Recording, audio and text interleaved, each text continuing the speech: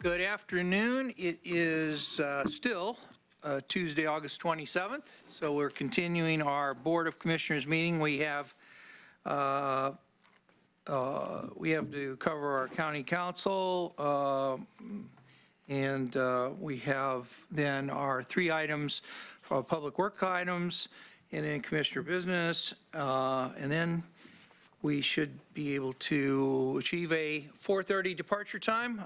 Commissioner Bernie has to leave at 4:30. We'll do our best to meet that schedule. If not, we'll continue on without you. So at this time, I'd like to call up Brett Henry and Mr. Hoyt and others, any others that are involved in this issue. And this is item 12A. This is a report, development of an interpretive center on the site of the old McKenzie fish hatchery. And Mr. Henry, could you introduce our panel? I think that we have set this up for a 15-minute presentation, so I'm really looking forward to this. That is correct. Well, thank you, Chair. So today we have Gordon Grant with the U.S. Forest Service. He's going to give a geological overview of the McKenzie River. And we have Randy Dersham with the McKenzie River Discovery Center. And he's going to give us an update on the progress and plans for an interpretive Mr. Hoyt, center. do you want to come up to the table too and join us? Yeah, Tom Hoyt is also with the McKenzie River Discovery Center. So take it away, guys. Thank you and good afternoon. So I'm Gordon Grant. I'm a research hydrologist with the USDA Forest Service Pacific Northwest Research Station, Corvallis, Oregon, and also courtesy professor at Oregon State University. And it's been my great good fortune to have spent the better part of my career studying the McKenzie River. And in the next 8 minutes, I'm going to try to tell you everything I know about the McKenzie River. No, worry. You don't need to worry. But what I really want to convey, and if there's nothing else you take away from this talk, it is something about the uniqueness of this river. And among people who study rivers, there's a saying that all rivers are unique. But really, the McKenzie is far more unique than many others. And I'm going to try to convince you of that in the short time I have. The uniqueness of the river stems in large part from its geography. And in a sense, without a pun intended, the McKenzie sits at the nexus of a perfect storm between an active volcanic area, and it has been an active volcanic area over the last 30 to 40 million years, but that has extended until the last few thousand years and even today. The combination of that, plus the fact that we have this lovely ocean just to our west, the Pacific, which is a source of enormous moisture, and we have prevailing winds that take that moisture and blow it in against the mountains. Those 3 factors give rise to a landscape which I frankly have never encountered anywhere else on Earth, with the possible exception of Iceland.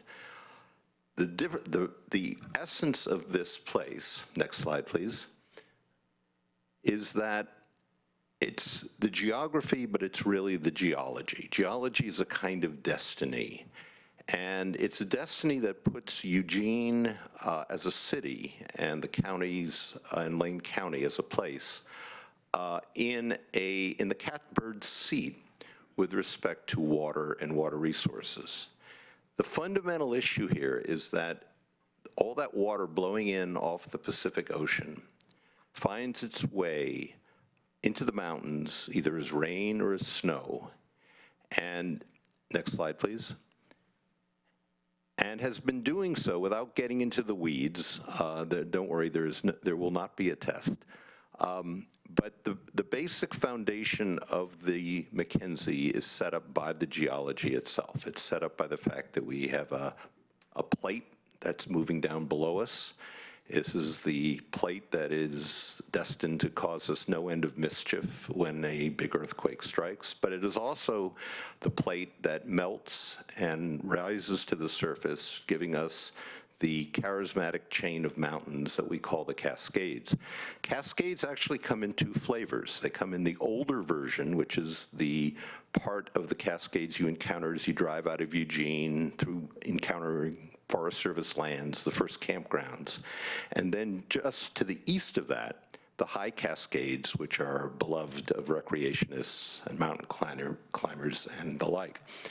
This two-tone landscape is these two flavors of the landscape are fundamental to understanding the Mackenzie's uniqueness. Basically, to the west in the older Cascades, we have a landscape that is deeply dissected by rivers, by glaciers, by landslides, and water that falls out of the sky coming from the Pacific runs off this readily.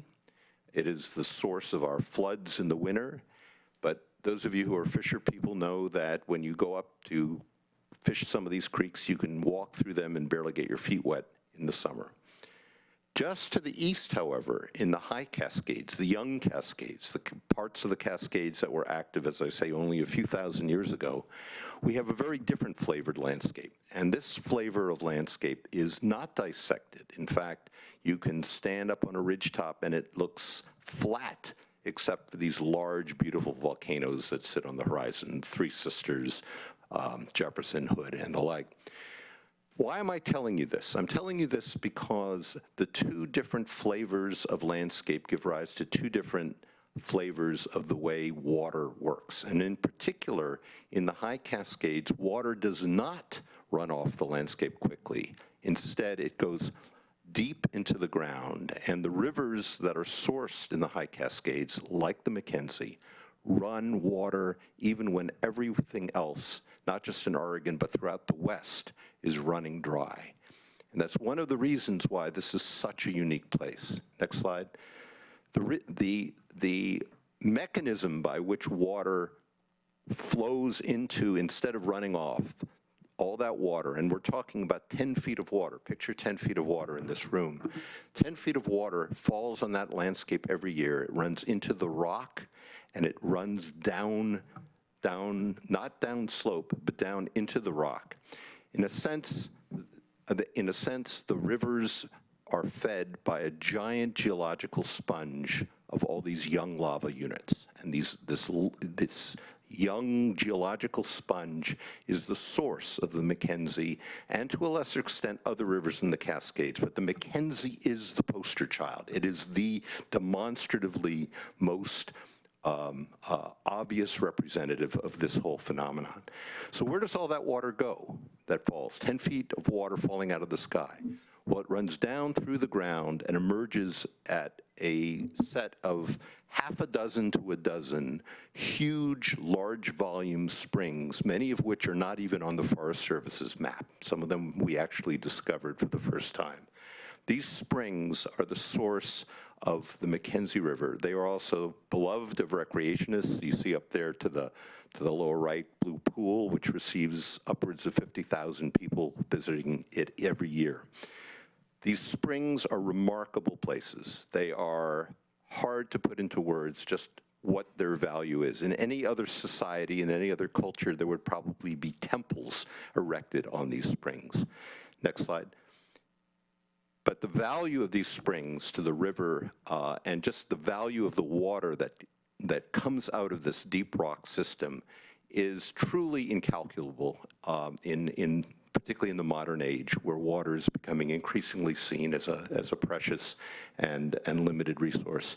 Just one spring that we know of high up in the Mackenzie system represents 1% of the unregulated flow into Portland Harbor. And the spring is not even on the map. So it's a huge resource that that most people don't even know about. Next slide. We've been studying these springs. We know all kinds of interesting factoids, which I won't bore you with, other than to say things like the water that's coming out of these springs can be as much as a decade old. That is, it didn't fall out of the sky yesterday. It fell out of the ground 10 years ago and flows down through the rock, emerging only a decade later. And we know this through again, details that I won't go in, but we've traced the water. We can trace the water. We can trace the time of when the water enters the ground. And I think I'll move beyond this. And so if you're getting the picture that this is an unusual place, you're right. This is a place where water, in a sense, is stored in the landscape, in a real sense is stored. And the volume of water that's stored up there is comparable to many large continental lakes, like Great Salt Lake, or many large artificial reservoirs like Lake Mead in Arizona. And so when I point to the McKenzie as a unique place, it is a place where enormous volumes of water are stored at high elevation in the rock and are providing the source of river flow at a time when no other sources are available. This basic lay of the land extends throughout the Cascades and actually extends down from Northern California all the way into Southern Washington. But as I say, the McKenzie is the heart, the mothership for this whole thing.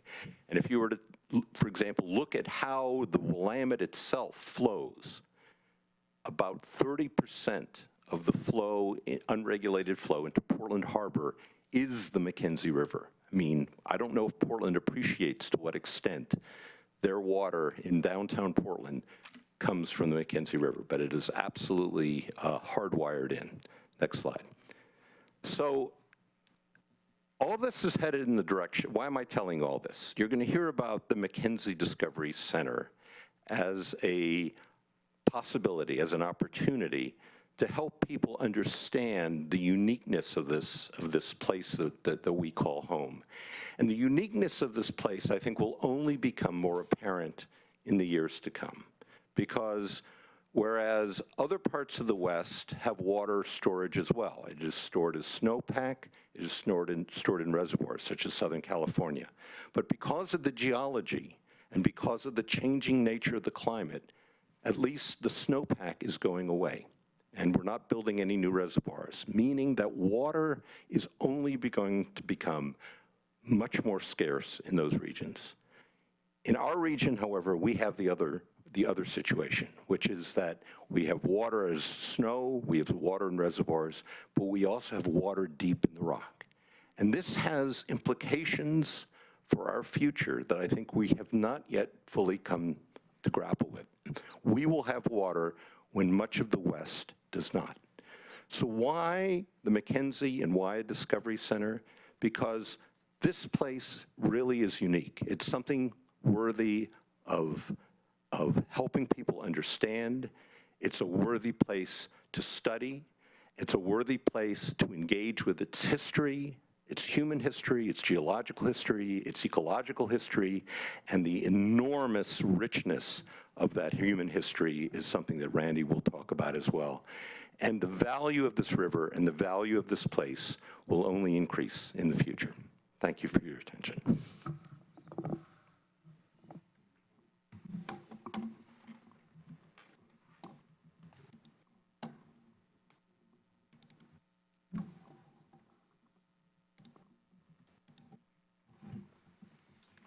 All right, I have 3 short videos that I'd like to show you.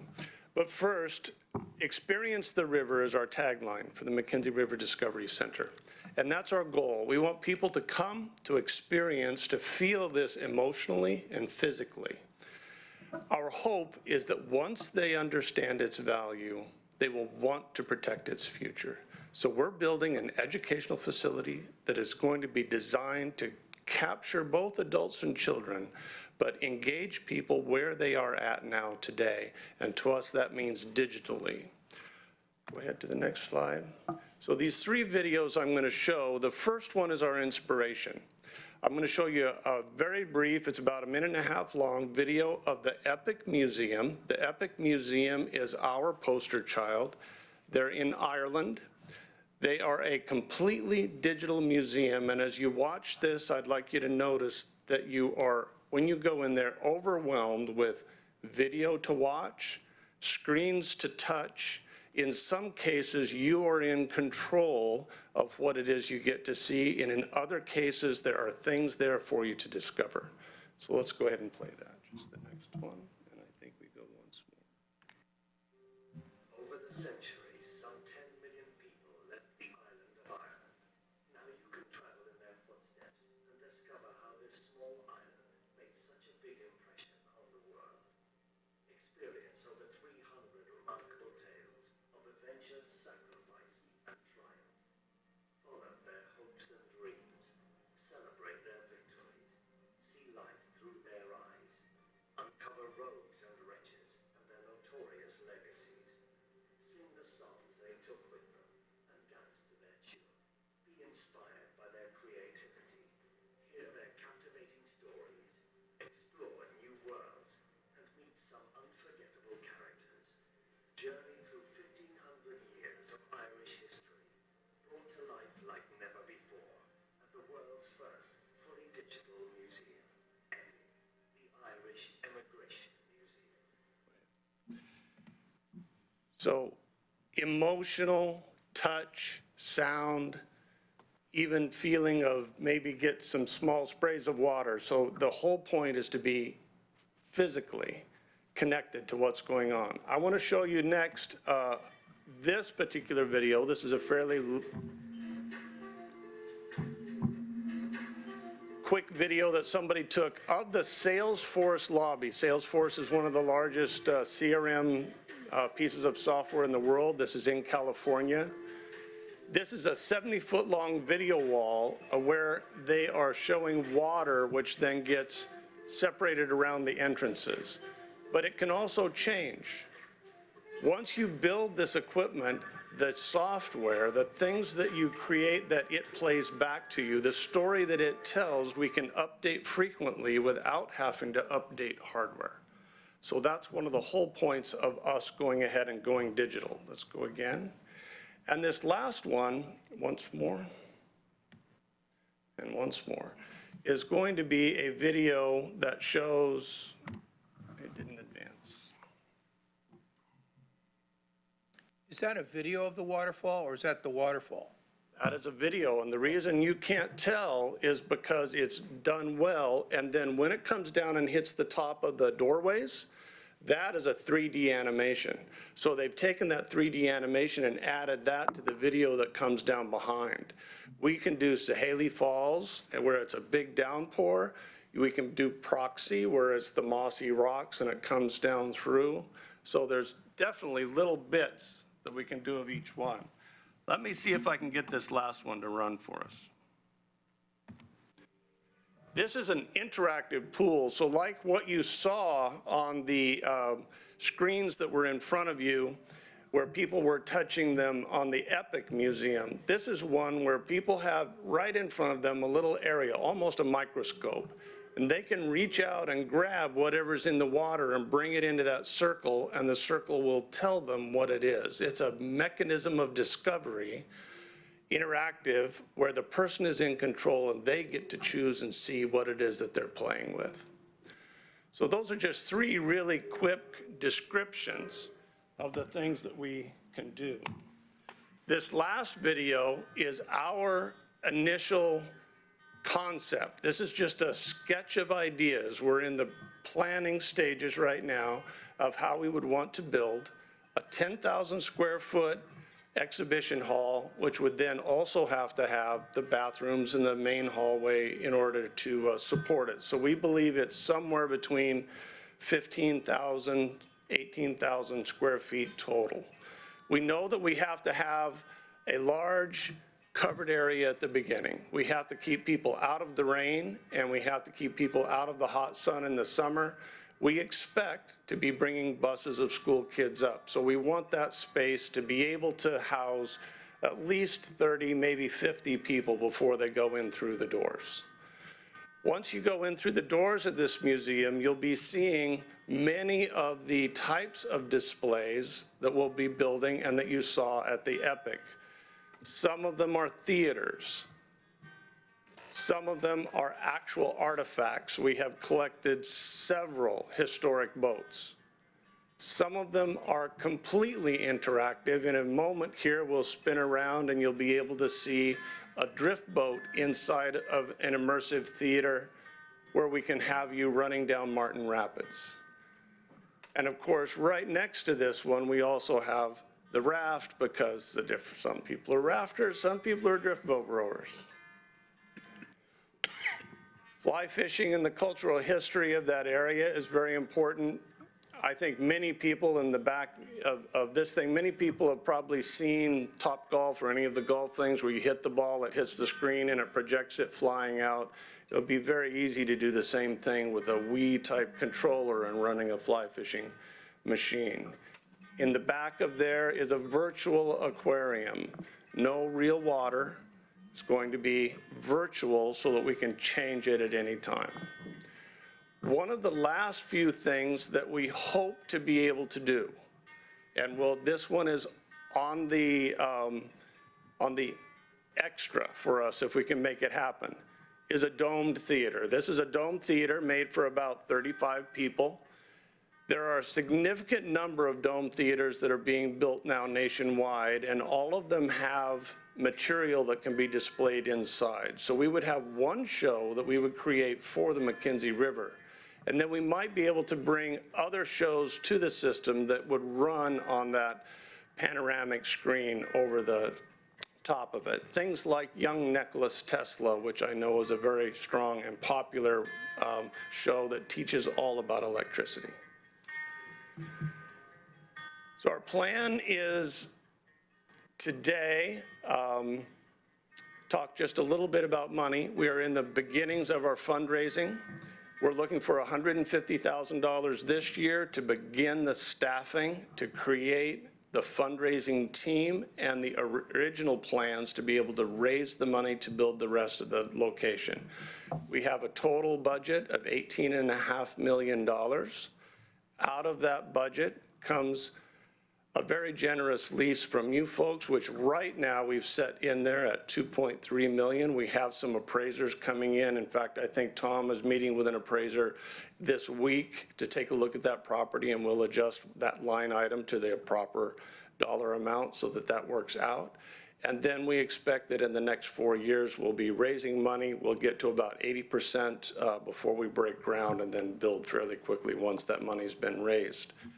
As a general rule, we're expecting about $3.5 million for the building, about $3.5 million for the contents inside. And then, of course, there's a significant amount of money in site development in the staff that it takes to run for the next 5 years. Okay. I don't know how we did for time, but I think we have time for questions if there's questions. Good, okay. Before we get to the commissioners' questions, Mr. Henry, do you want to make any remarks before we get into the back and forth and some of our praise for what you're doing and questions? Well, I just have absolute admiration for this plan. I think it could be something that brings people not just at one-time visit, but reoccurring visits because it's so interactive. I think it's just really unique, and I like how they've kind of readjusted their scope, their focus, and yeah, we're fully supportive and fully behind it. Good. Commissioners want to make any comments, questions? We'll maybe call on Commissioner Buck as the commissioner for most of this area. Well, I had the pleasure to be able to come up on Saturday morning and visit you all with many of our other elected leaders, and I just think you did a fabulous job. I know you pared it down really quick for us today, and they were able to elaborate quite a bit on Saturday morning. And it's phenomenal the work that you've done so far, and you pretty much thought about every possibility, including, you know, traffic on the freeway and where you would place it, and really have been able to do a very thorough analysis with some help with your seed money so far. I look forward to being able to take my little one out whenever that occurs, and I'm hopeful that you'll be able to raise a good amount of money and be able to start constructing in the next 3 years. What is your timeline there for that? What do you think it will take? So we have a little over $2 million planned for the site preparation. And between what needs to happen now and the site preparation money, we will probably take each one of our phases and raise 80% of the money for that phase before we start that phase. Some of the work is already started. We had a grant just this year which allowed the Youth Corps to come up and do the work that was cleared out those front ponds. So it was very exciting to actually get started. It's my hope to have 2 programs. We're getting the location has been cleaned up, and there's 2 existing buildings right now. And I want to have both a boat building program and perhaps a broadcasting program on either side of the Wooden Boat Show. The McKenzie River Wooden Boat Festival happens every year. We sponsor that, and that's been going on for the last 11 years. So some things actually start right now. The plan from beginning to end to get the building up, we hope to be up in the spring 5 years from today, 2024. Excellent, excellent. Good. Commissioner Farr? Thank you. Just a couple of quick questions. Financing, 18.5 million, that, you said that includes 5 years of staffing? Yes, because we plan on opening in the spring of 2024, and so we have to have some staff, not an entire staff for the whole thing, but we need to have an executive director, a fund manager. We need to have myself, our designers. We need to have that staff for that full 5-year period. So it's not operational staff, it's development and... It's all development staff at the beginning, and then a couple of those development staff will stay over, so probably 2 people. For certain, the executive director will be a fundraiser at the beginning and an operator once it's open. So 2 of those people would start now and would also remain as staff later. Right on. And then the 150,000 that you mentioned, that is just for initial... That is essentially our annual operating cost right now with 2 staff people, and then the money that's pegged for our consultants for design, for architecture. So it's exhibit design, architectural design, and fundraising consultation. Well, I fish on Mackenzie, I raft and drift boat the Mackenzie, so the twain do meet, by the way. But, There you go. I'm fully enthused by the project, have been since Tom first talked to me about it. And whatever I can do to spread the enthusiasm. Thanks for the presentation today. I think once people see this, particularly with the new, this new presentation, the new concept of the interactive museum is exciting. It's exciting for my 3-year-old, and that excites me. That's right. That is the goal. Thank you. So, Gordon, I'm a former EWEB engineer in the water department, so I could have probably given your talk on the Mackenzie watershed. And what, probably the quickest way to explain how unique the Mackenzie is the percentage of the watershed that is the high Cascade sponge. There's a little bit of that sponge that's at the North Santiam, there's a little bit on the Clackamas, but when you look at the Mackenzie watershed, it's dominated by that sponge. And we're drinking water that fell on the Cascades 50 years ago in the summer. I'm literally doing that. Yeah. So at least when I was at EWEB, the guess was about 50 years it takes that water to filter down through that sponge and actually come out the springs and get down to the Hayden Bridge treatment plant. So the concept of the Discovery Center is awesome because people don't understand how unique this particular river is, and its ability to maintain base flow through summer months is incredible. And because it's so dominated by that sponge as far as its water source, the water quality is exceptional. In fact, it makes it, as an engineer in water supply, it's really hard to treat because it's so clear. The laws that require a 3-log removal of turbidity are nearly impossible to meet because it's already so clear when it gets to Hayden Bridge.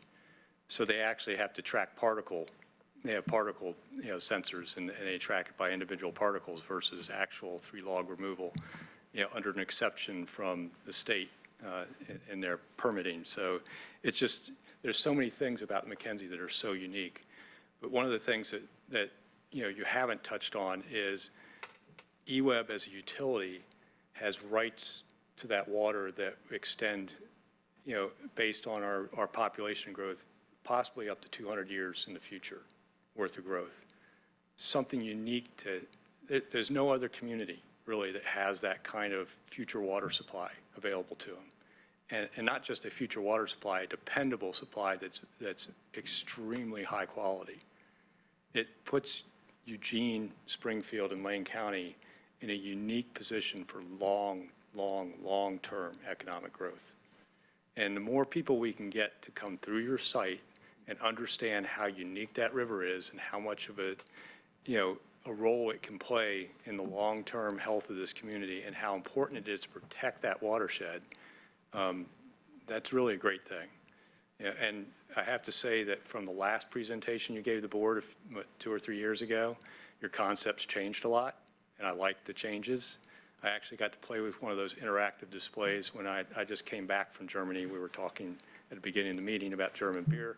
But at the Hamburg Opera House, which is pretty new now, and you can climb up and there's an observation level that looks over Hamburg Harbor. They had this huge table that was interactive. Kids were standing around touching and moving the pictures and stuff like that, getting different views and different years and all that. And it was really drew people in. And it was just one table. And you guys are talking about having a museum full of those sort of interactive displays. It's a great concept. So I hope you all are successful with your fundraising, and I really appreciate the work you're doing, particularly about just getting everybody to really understand the McKenzie, because it is such a unique river and such a long-term valuable asset to Lane County, and just 100 years from now, it's going to be dominating what happens here economically. My turn. I have the dubious distinction of never having been a water engineer, and you don't know how many times the commissioner on my left calls himself Mr. Wet Blanket or Commissioner Wet Blanket. So this is one of the most glowing responses I've ever heard from Commissioner Bozievich. I would like honestly, the comprehensiveness and integrity with my other distinction. I've really worked hard, because I'm going to talk about ideas about raising money. So I want to precede that by saying I've worked really hard on 2 bond issues that have been referred to Lane County Public, and each has failed. And the first one was with Mr. Hoyt. The first one was 20-some years ago with him and Aaron Jones. I was then the chair of the Lane Education Service District, and we thought we nailed the planetarium. So I know that you're going to benefit from that experience. And in terms of raising dollars, and I'm sure you've thought of this because of the comprehensiveness and thought in the presentation, but in terms of raising dollars, I really agree that water is just increasingly in scarce supply, and the uniqueness of our area will be scrutinized and understood better as time moves forward. So I imagine you've already connected with entities that are able to get grants that you might not otherwise be, from the Lane Education Service District to the Eugene Water and Electric Board to Lane Community College, to those entities that will have a stake in the economic development of this particular opportunity. So hats off to you. Hope I'm around long enough to see it come to fruition. Thank you. Thank you. Well, I think that for some of us up here, the McKenzie River is one of the principal reasons that we live in this area. It's so important to the community. And I just want to say on a personal level, I'm drinking this McKenzie River water every day. I'm fly fishing when I can, when visitors come from around the country and they ask me, can we go fly fishing? I think that the boating, particularly the drift boating and the rafting, are significant additions to our overall tourism where we're trying to get people who come for a football game, who come for a Bach Festival, who come for a track event to spend an extra day, and adding in the Mackenzie River is one of the premier experiences for people from outside of this area.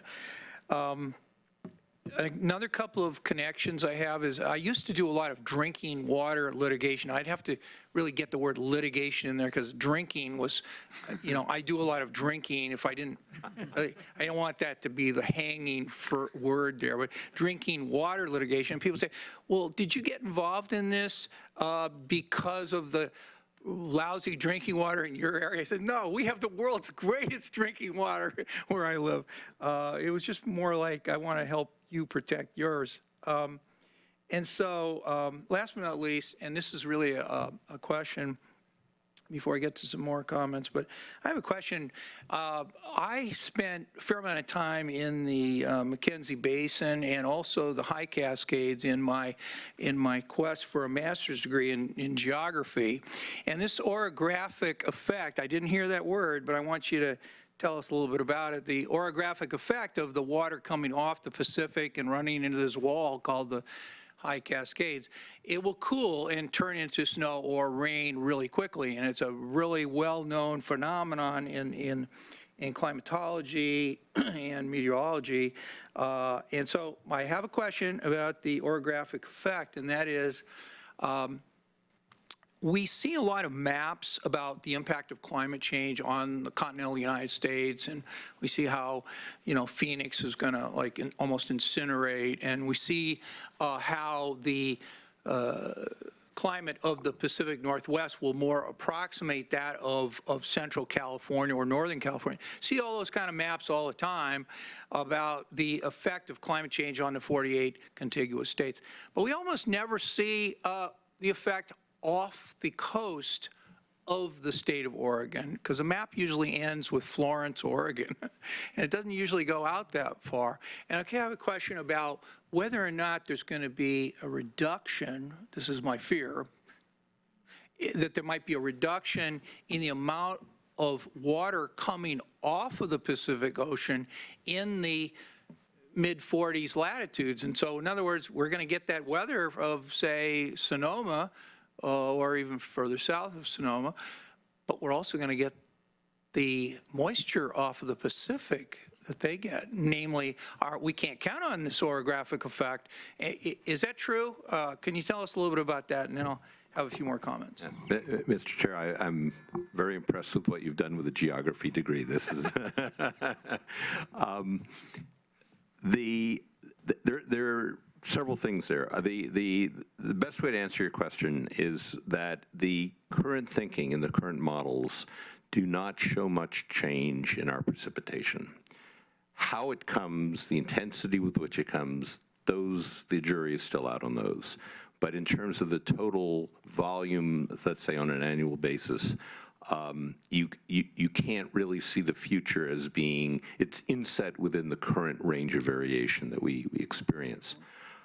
That said, there are lots of unknowns, how atmospheric rivers are going to play out, whether we're going to see circulation. There's some unknowns, but the best thinking, and this has been around for a while, is that the major effect here will be a temperature one, not a precipitation one. So I think I think we're going to get the water, and I used to believe, just sort of going one step further, which is that I used to believe that we were even better off than we were, because water in the ground, whether it comes as rain or comes as snow, is still water in the ground, and that's true. But the twist is that water in the ground that comes as rain in the winter, where we now get snow, is going to displace water via pressure, and we're going to see higher winter flows because of that. Yep. So the short answer is same amount of water, likely change in the nature of some of our flow regimes, but subtle relative to other effects are going to happen. And just for the public and board, the Forest Service is known in Oregon as a land-owning agency. So the national forests that we have in Lane County, the Willamette National Forest, Siuslaw National Forest, parts of the Umpqua National Forest, that's how most people know the Forest Service. But the Forest Service has 3 distinct functions, and the state and private forestry function of providing funding to states for their state forest and private forestry activities, and we do receive funds from that part of the Forest Service. And of course, the obvious big impact on us, the National Forest. But our guest is from the research end of the Forest Service, and they have a significant, in fact, I think world-renowned forest research program, and we're really lucky to have the Forest Service research in Corvallis that provides research worldwide, but primarily of concern to us. So I just wanted to highlight that there's at least 3 different types of Forest Service out there, and you're from one that we rarely hear from, so thanks for that. The other question I have really gets down to what I might call brass tacks and dollars, and we do have TRT funding. That's transient room tax. That's where people stay in motels in Lane County. Some of those funds end up in Lane County government's hands. Most of it we spend on the promotion of Lane County events and tourist economy. But some of it we retain. And I just want Mr. Henry to go over what kind of money do we have in that account, who administers it, and where would this $150,000 fit into that? Yeah, sure, Chair. So that is a portion of our parks budget, so we get a percentage of that. And so we currently have 10,000, I believe, dedicated in capital funds that was adopted by the county commissioners several years back to give them some seed money. And then we can, of course, take a look at that transient room tax funding that we get and see if we can help match some grants that they want to apply for. And so, yeah, there is some money there. Are we talking about moving outside of the Parks Division component of the TRT money? Or are we talking about staying within the Parks Division component? I'm talking about staying within the Parks Division component. Okay. And what fiscal years will be involved with this $150,000? We haven't discussed that yet, so we still need to do some more planning. Our target, because that 150 is, the only magic number about that is it happens to be our annual operating budget right now. So our goal is to raise that 150 by December 31. And we are tracking about a third of our way through that right now, maybe just a little bit more than the third of the way.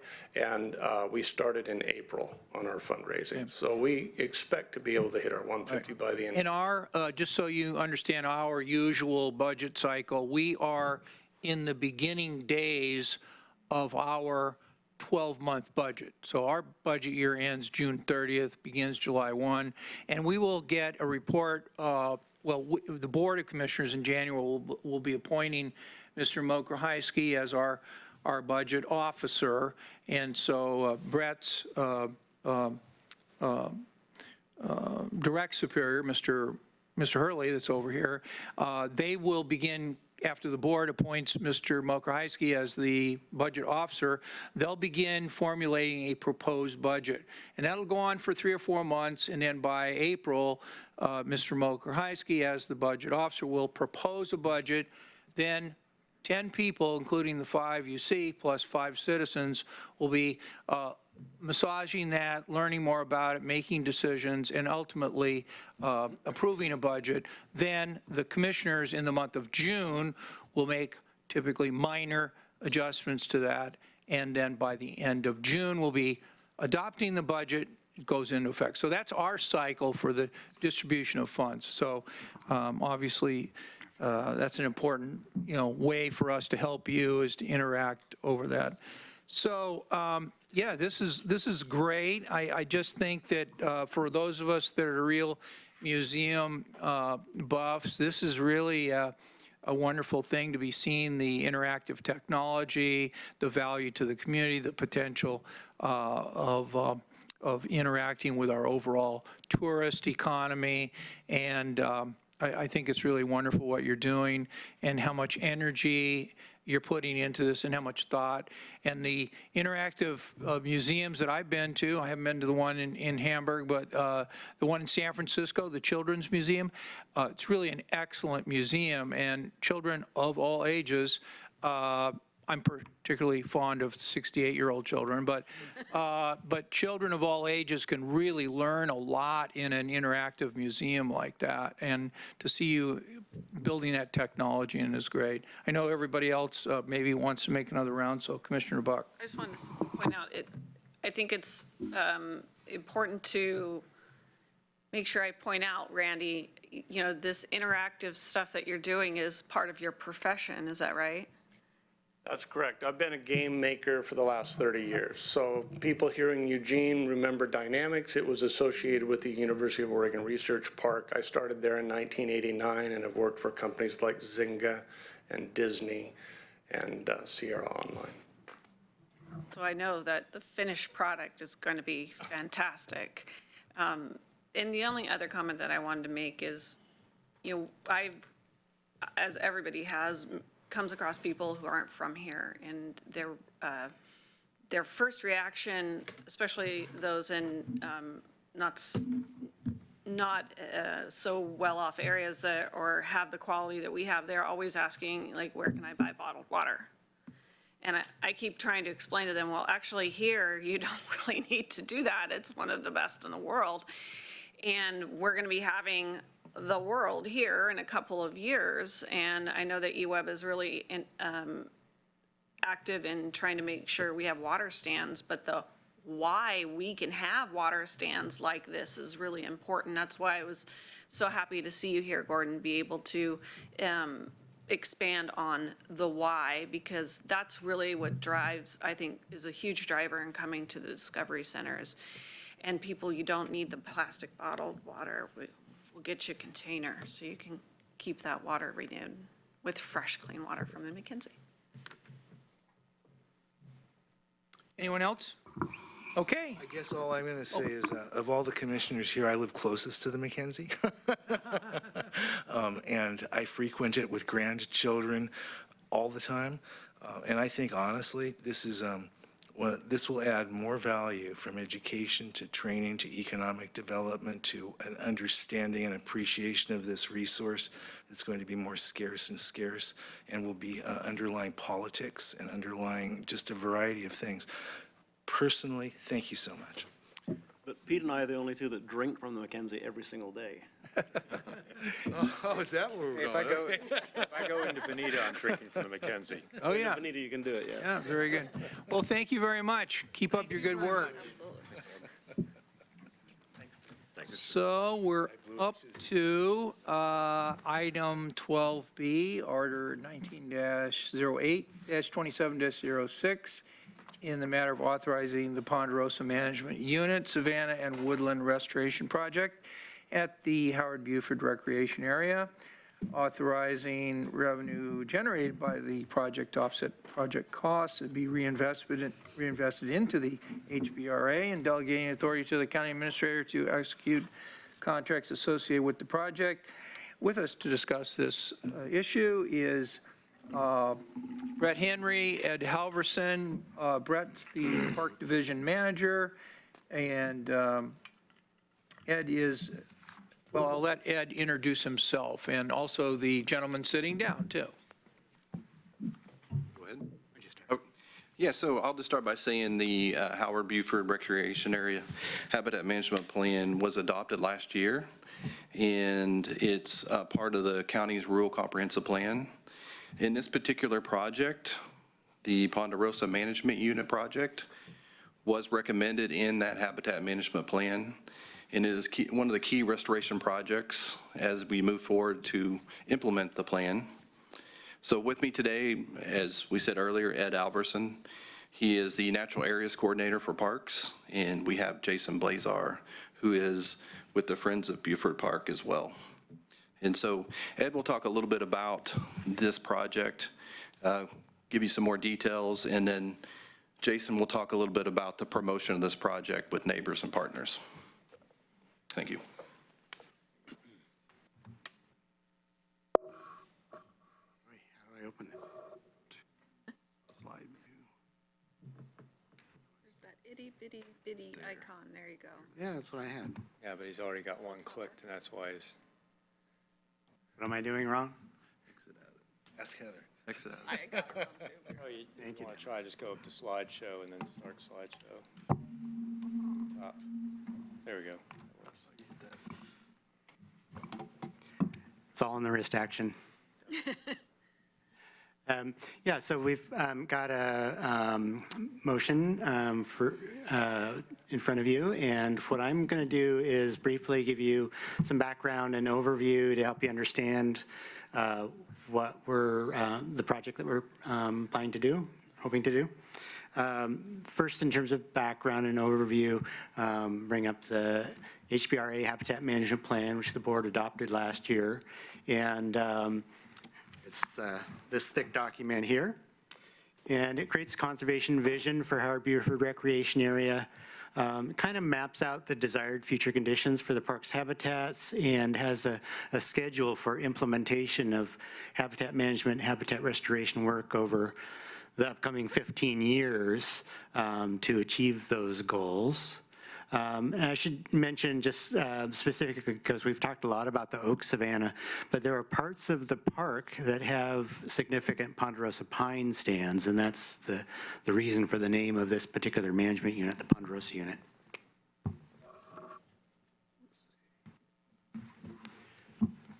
And a little bit more background.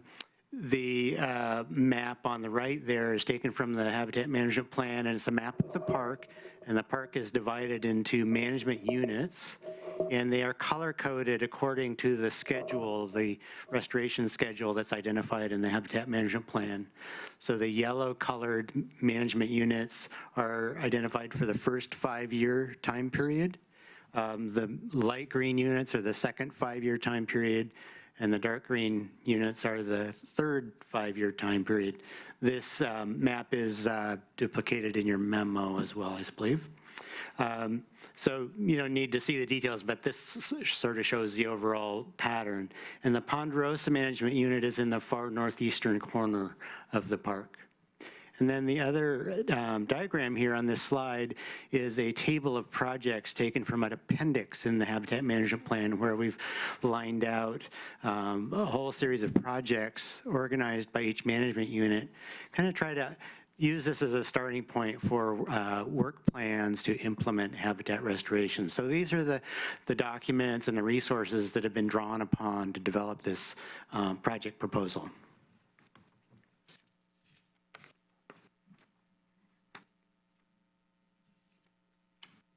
Actually, I'm sorry, it was this diagram here that's in your memo. So this is more of a zoomed-in map of the Ponderosa Management Unit in the northeast corner of the park. And it's about a 110-acre project area. It's adjacent to the Meadowlark East unit, which is just to the south in this diagram, where we've done a lot of work since, well, with major projects in 2012 and 2016. So it's kind of building on an area that's already received a lot of attention.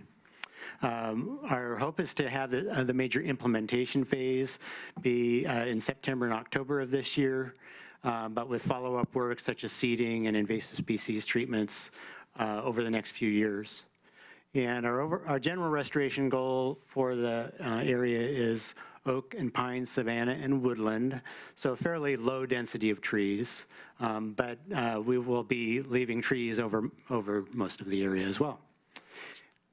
Some of the benefits are habitat benefits, improving the quality of habitats for native plants, native wildlife, but also there will be some fuels reduction benefits in terms of reducing the risk of high-intensity wildfire by doing this thinning, by removing ladder fuels, the kind of fuels that would allow a wildfire to go from the ground vegetation up to the canopy. And also this can help set the stage for using prescribed fire in the future to maintain the more open conditions and the reduced fuel loads. In terms of the specifics of the project, the Friends of Beaufort Park submitted a project proposal to Lane County Parks last year, which, I guess earlier this year, which Parks reviewed and approved. The financing is partly from a grant from the Oregon Watershed Enhancement Board, OWEB, about $200,000. And then also the timber that we're removing as part of the thinning work will be matched to the OWEB grant. We're estimating a value based on a timber cruise of $205,000. That's kind of the low end of the, and it's an estimate on the low end of the spectrum. We don't want to overshoot things. There's a lot of variables that go into what we actually get in terms of revenue. But that's the basic idea of the finances, and because of the numbers here, they are, the board needs to authorize project of this scale and delegate the signing authority for contracts to the county administrator. Now, also mention that if we do have more revenue than is needed to pay the cost of the restoration project, we're tied to using that funding for other work within Howard Beaufort Recreation Area. It can be either other habitat restoration work, or it can be improvements for visitor experience, trails. From our last project, there was some extra revenue that was used to help pay for the improved North Trailhead parking lot. Now, here's a photo of a portion of the project area where you can see a pretty dense stand of ponderosa pine, and this is kind of illustrative of the need for this habitat restoration work. Partly from a fuel standpoint, this is a type of stand that is at risk for a higher intensity wildfire if one were to start in there. And also from a forest health standpoint, the ponderosa pine in particular is vulnerable to bark beetles when the trees are growing at high density and there's extra stress on the trees. At this point, this is the last slide, just talking about how we've reached out to the public around this project. And I'll let Jason give a little bit of a description of the various things that we've done together. Certainly. Good afternoon. Could you pull that microphone closer to your, Yes, sir. even closer? Thank you, Chair. So as Ed mentioned, this project is identified in the Habitat Management Plan. While the plan was adopted and approved in December of 2018, the planning for the plan and its development began in 2008. And at that time, as we began the planning process, we implemented our first major oak savanna woodland restoration project along the Summit Trail as a demonstration to the public of the types of prescriptions that we would implement as we moved forward with the development of the plan and then the implementation of its projects that are identified. So this is our 5th project in this 10-year period. This will be year 11 of implementing projects of this type. And over that 10-year period, we've led numerous tours, hosted numerous presentations. Most recently, we presented this project to the Parks Advisory Committee in May. We then followed up with a tour of the project area to the Friends membership and the general public. Since then, we've met with neighbors, and that was precipitated by a postcard that we sent out to all neighbors within a quarter mile? Half mile. Within a half mile of the project site, so that all neighbors would be not only aware that the activity would be underway later in the year, but if they were to hear the noise and wondering what might that be, who to call if they were concerned about time of operation, so on and so forth. So far, we haven't received any calls of concern, but we welcome those. So in implementation of projects in the past, we've always been mindful to post a project sign at trailheads within the park, and not just the east trailhead, which is most close to the area of the project, but at each trailhead around the Howard Beaufort Recreation Area. So at 3 different locations, at the Friends Nursery and at a couple of other locations. This year we decided to spread out our messaging a little more broadly and also posted that sign at the Jasper Market and at the Pleasant Hill Market as well, which is called the Pisgah Market. On a daily basis, as you can see in the slide, we have a whiteboard. This was a strategy that we implemented in 2016, where we have daily updates so that trail users have a sense of what are the activities that they can expect to encounter, which trails may be impacted, and how might that inform the recreational path that they choose to follow. Finally, I'll just say that staff from Friends of Beaufort Park as well as Lane County are on site while contractors are working. That's part of our best management practices.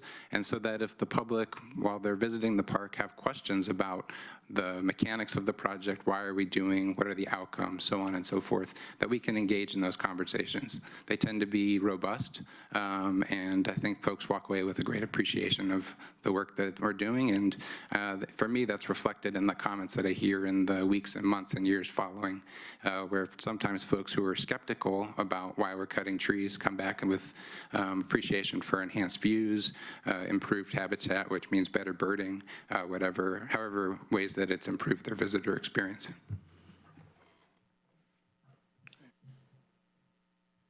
Yeah, thank you, Jason. So we're welcome to any questions you may have. I think we have a good 10 minutes for some discussion. Okay, do commissioners want to make any comments or ask any questions?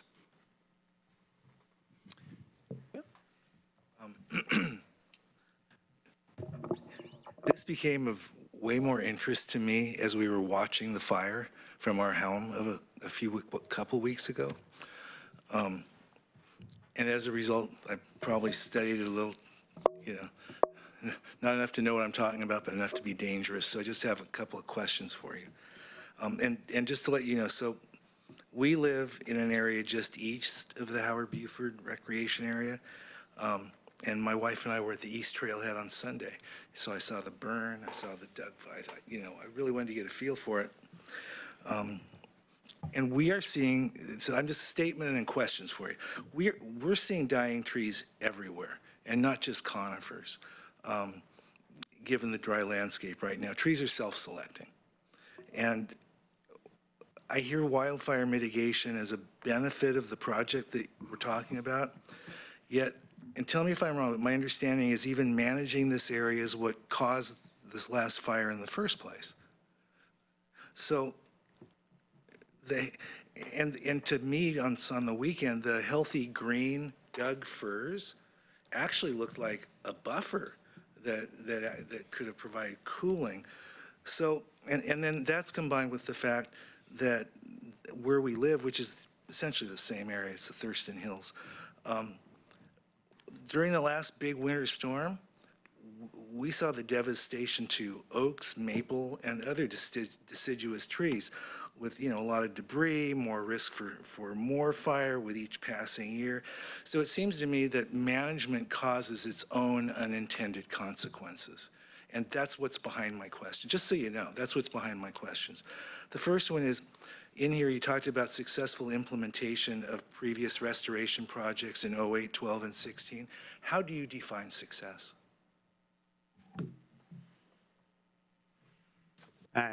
Well, part of it is achieving the vegetation structure that we're aiming for. So that is, in a lot of cases, removing Douglas fir trees that are encroaching on oak trees to allow the oak trees to survive over the long term, to develop a large open canopy that provides habitat benefits. Part of the background is that the oak trees are very drought resistant, and so it's important that we retain them on the landscape. But Douglas fir oftentimes grows faster and taller than the oak and will shade it out, and the oaks decline. We do monitoring with photo points, permanent photo points, and so that's another way we can kind of show how things have changed. The understory vegetation, particularly the native wildflowers that are associated with prairie and savanna and oak woodland habitats, are kind of a unique set of species that we're working to maintain on the landscape. So that's part of it as well. Do you want to add to that, Jason? I would say the oak trees where we've implemented prescriptions, where we saw conditions similar to Ed's slide, where the pine tree was being encroached as was the oak. It's as little as 20 years of that experience of encroachment where we see the oaks begin to decline. Where we've implemented the prescriptions and released those legacy trees, those trees are robust, they're continue to thrive, and seem to be in good condition. Had we not made the prescriptions, they would be in decline and likely would have been impacted in the ways that you've described during the ice storm. So just a couple more. So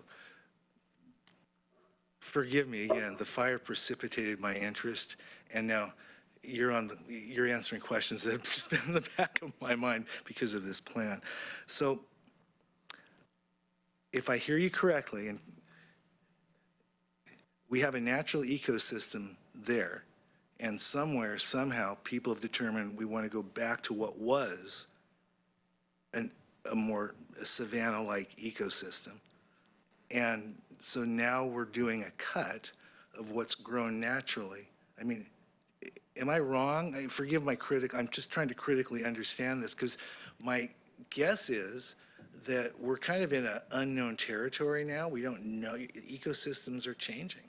And I'm questioning how much management work, right? Because that means you're going to have to keep this newly manicured according to the, what we're trying to create here. We're going to have to keep it that way, even though naturally other trees and other things will be growing. So what are the processes by which that's going to have to be managed 5, 10, 20 years from now, and what are the costs to the county? I think this term management is a key one to focus on. Okay. And when we think about restoration, it's a reflection that over thousands of years, people have lived here in this place.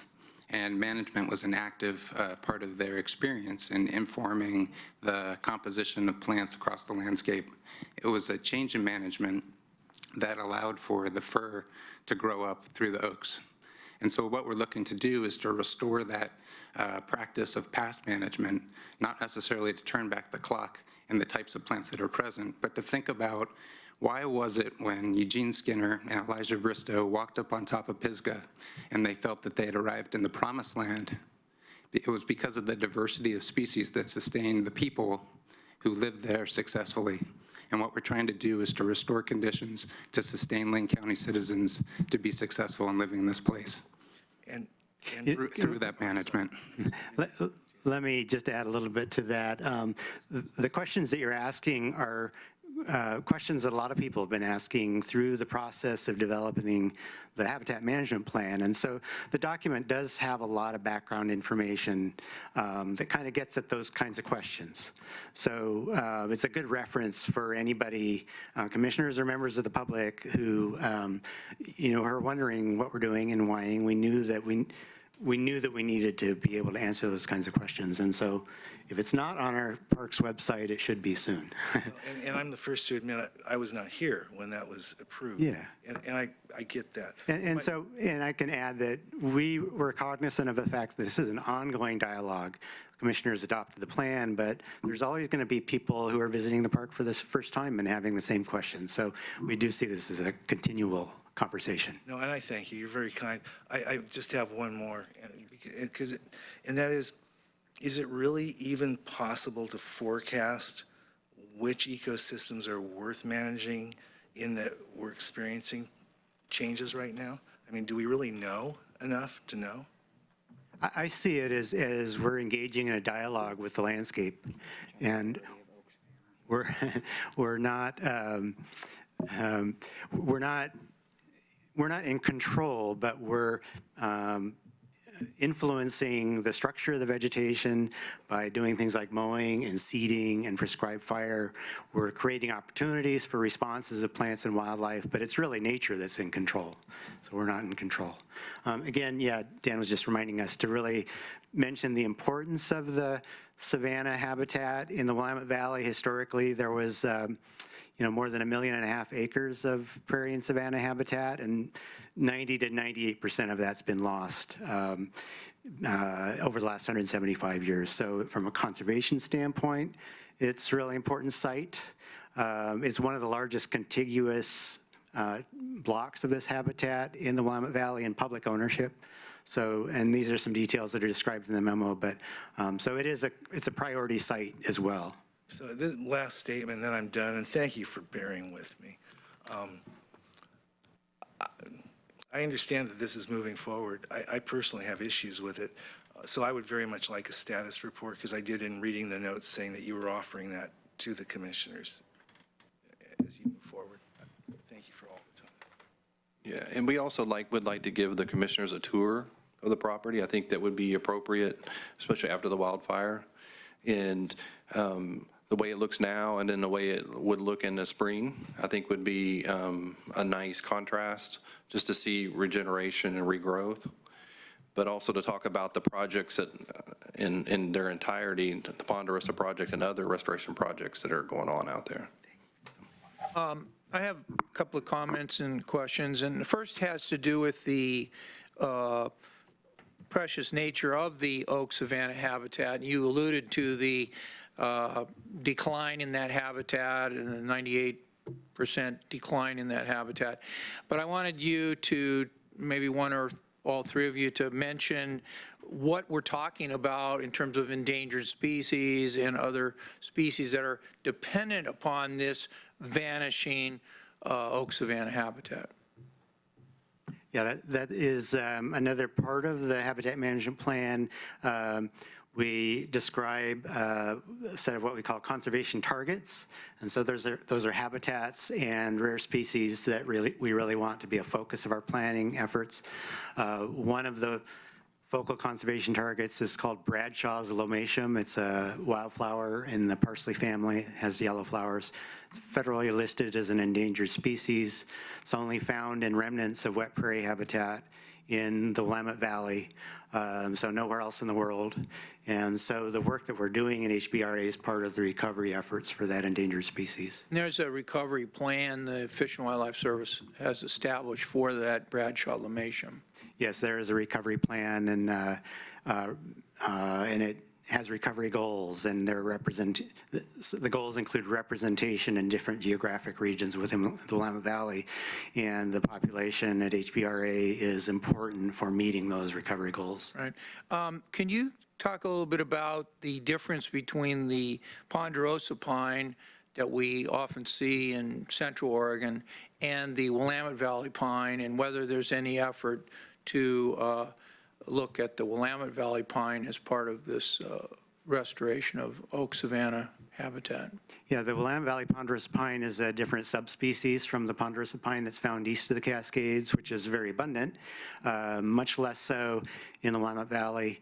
The Willamette Valley ponderosa pine is pretty much the same as what's found in Southwest Oregon and Northern California, so it's kind of a northern extension. Is it, when you use the term ponderosa pine in this presentation, is that a fair statement to say that's the Willamette Valley subgroup of ponderosa pine?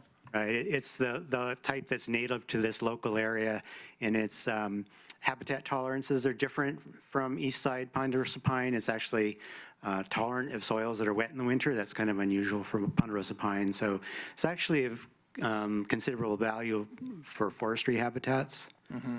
And so part of what we're doing is in protecting this oak savanna habitat is protecting the Willamette Valley ponderosa pine. Yes, we're protecting the Willamette Valley ponderosa pine, which is mostly found on private lands. There are really very few examples at this abundance on public lands in the Willamette Valley. Yeah. Well, let me just say that it's taken me several years to make the transition from why are you cutting down all those trees out there to appreciating the breadth of what you're doing, and particularly the supportive work of the Friends of Buford Park in trying to help educate the public about the importance of this oak savanna habitat. And it is true that commissioners will get questions about the prescribed burning or the cutting or other things, and they'll go, wait a minute, I thought this was a park. You're not supposed to burn down parks. You're not supposed to cut down the trees in a park. And that is true, except that we are trying to use management to recover a very, very, very small type of habitat that otherwise wouldn't be recovered. And we're trying to do something ecologically significant to protect some of the remnant diversity of species in the Willamette Valley. So I appreciate what you're doing, and I think that we should approve this board order, and I think that that the combined environmental, ecological, and educational efforts you've made to try to make the public aware of the significance of this rare habitat and why it needs to be restored, really important. So I appreciate your presentation today. Other comments from commissioners? Commissioner Bozievich? Thank you. I just want to first say I really appreciate clearly identifying that the timber sales going to be reinvested in the park and all that, because I just recently forwarded a question to you guys, I think, from a constituent that was concerned about what was going on with the logging and how that was getting, where the sales proceeds were going. And, you guys answered that on a different set of habitat restoration you were doing. So being very clear about that up front, I think, is important.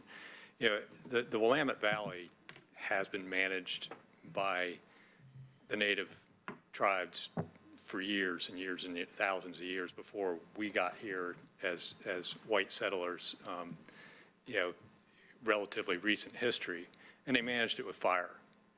Because if there weren't humans managing the habitat here, almost all the wet prairie would convert to Oregon ash forest, and what isn't wet would end up Doug fir, and then ultimately, understories of mixes of cedars and other slow shade, evergreens that can grow in shade. That's why, there's this habitat that's been missing, and the only way to restore it is through management. But that long-term management that's gone on by the Aboriginal people of the area has allowed species to develop in this area that aren't found anywhere else, like Bradshaw's lamatium in the wet prairies and Fender's blue butterfly. So, there's just, and what we're also seeing is a decline in the western meadowlark in Oregon, which is our state bird, which is heavily tied to oak savanna. So it's there's a good reasons to restore this habitat and try and bring some of this habitat back for those species. And, we also quite often in our land use decisions talk about big game habitat.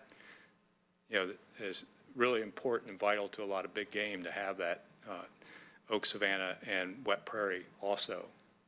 So, there was a reason why the native population, burnt the valley, thousands of acres at a time every summer. Part of it was so that camas would grow in the wet prairie, which was a major food source for the Native Americans in this valley. But, that's really, why we're doing this. And we constantly have to re-explain that to people. So I really appreciate also the effort to have the whiteboards out there, have staff out there, because the question's, why are you guys cutting trees down in a park? Why are you preparing for fire and doing prescribed burns, to maintain that habitat? Because that's the way the habitat used to be maintained. I've had to explain that to a few people as I was sitting as chair of the El Rapa board, and at the same time, the county's doing prescribed burns on Mount Pisgah, and people wanted to know why we're doing that. So I really just appreciate, unfortunately, you weren't here when we adopted the plan, so you don't have some of that background, but we had significant support of the adoption of this plan by multiple environmental groups, and felt it was very important that we try and provide some protection and reestablishment of these habitats that have disappeared from our valley. We've either farmed the wet prairie, it's grass fields now, or, we've stopped controlling the hillsides and put subdivisions in. So they've gone from oak savanna to fir forest, and that's really, what's happened in the last 200 years. It's relatively recent natural history. And in doing so, it's displaced quite a significant amount of species, and trying to kind of bring some of that habitat back to maintain those species is important. So really appreciate the work you're doing on the plan. Okay. At this point, I'll ask the board if there's interest in a motion to approve the board order as presented. So moved? Second. Okay, moved by Commissioner Buck, seconded by Commissioner Bozievich to approve Order 1908-27-06 as presented. Further discussion? All those in favor, please say aye. Aye. All those opposed, please say no. No. No will be one no, Commissioner Burney. So the motion carries 4-1, Commissioner Burney voting no. Order approved by a majority of the board. It is adopted. Thank you so much. Appreciate your help. Okay, we're ready to call up item 12C. This is our work session. It's discussion on fire siting standards in Lane Code Chapter 16. Lindsay Eichner, Interim Planning Supervisor, and others from the Public Works Department. Maybe you could introduce folks from the Public Works Department that are here, Ms. Eichner, and make sure that gets on the record, and welcome. Good afternoon, Chair, Commissioners. We have Keir Miller here and myself, and Keir's going to start off the discussion, and then I will take over. Thank you, Chair Sorensen. Good afternoon, Commissioners. So, yeah, in addition to Lindsay and myself, of course, Public Works Director Dan Hurley is here as well. So we're happy to be here to talk about what is a very important topic. I think the timing is good coming off the previous discussion. We're here really to talk about habitat enhancement that will help preserve a species, the human species, in the built environment. So just give you a quick bit of background on this. We've been going through a pretty significant code update process over the last couple of years. In January of this year, we presented some proposed regulations to the board regarding our forest zones. As part of that discussion, the board directed staff to return with a work session to talk about wildfire safety. That was a big component of the forest zoning code update. And as you'll recall, January was coming on the heels of the Paradise Fire, which was, the most deadly wildfire in the last 100 years in the United States. So there's a lot of obvious interest and concern about that. Of course, last year we also had the Terwilliger Fire. And now this year, although it's not as severe of a wildfire season, there are, as of a few minutes ago, 4 active wildfires burning in Oregon. Of course, we just had the Mount Pisgah fire, so this is an issue that is on everybody's minds these days. So what we were directed at the work session with the board, which occurred back in March, was to investigate a series of policy options that we could bring forward as potential code modifications to improve our fire safety standards within all areas of Lane County, rural Lane County, that are potentially at risk to wildfire, not just our forest zones. So Lindsay has done that. She's done the policy research. She's looked at examples of other jurisdictions and model codes and things like that. And she's going to walk you through the policy recommendations that staff have, and then we'd be happy to answer questions. We did allocate quite a bit of time for this presentation, so we'll be happy to take questions. All right, so currently we have fire siting standards that live just in the forest zone. So the impacted forest land, the F2 zone, and the non-impacted forest land, which is the F1 zone. They're governed by OAR 660, 006, 0035, and 0050. Our code also implements fire siting standards that are, come straight out of a Oregon Department of Forestry handout that was created in 1991. Some of the standards that we have are fuel-free brakes. If you're located outside of a fire district and you're building a new structure, you have to have a fire protection plan. There's road and driveway standards that are slightly more strict than our Chapter 15 road standards. There's construction materials, no wood shake roofs, to put spark arresters on fireplaces. You cannot build within 30 feet of 40% slopes. You do have to show that you have water availability, although the code does not have a amount of water that you have to provide. It just says you have to show that there is water on site. And then one of the siting standards also for new structures also talks about minimizing impacts to forest land and not creating additional roadways, trying to utilize existing roads in the forest lands. So those are some of the existing regulations. While reviewing other codes, we met with the Lane County Fire Defense Board.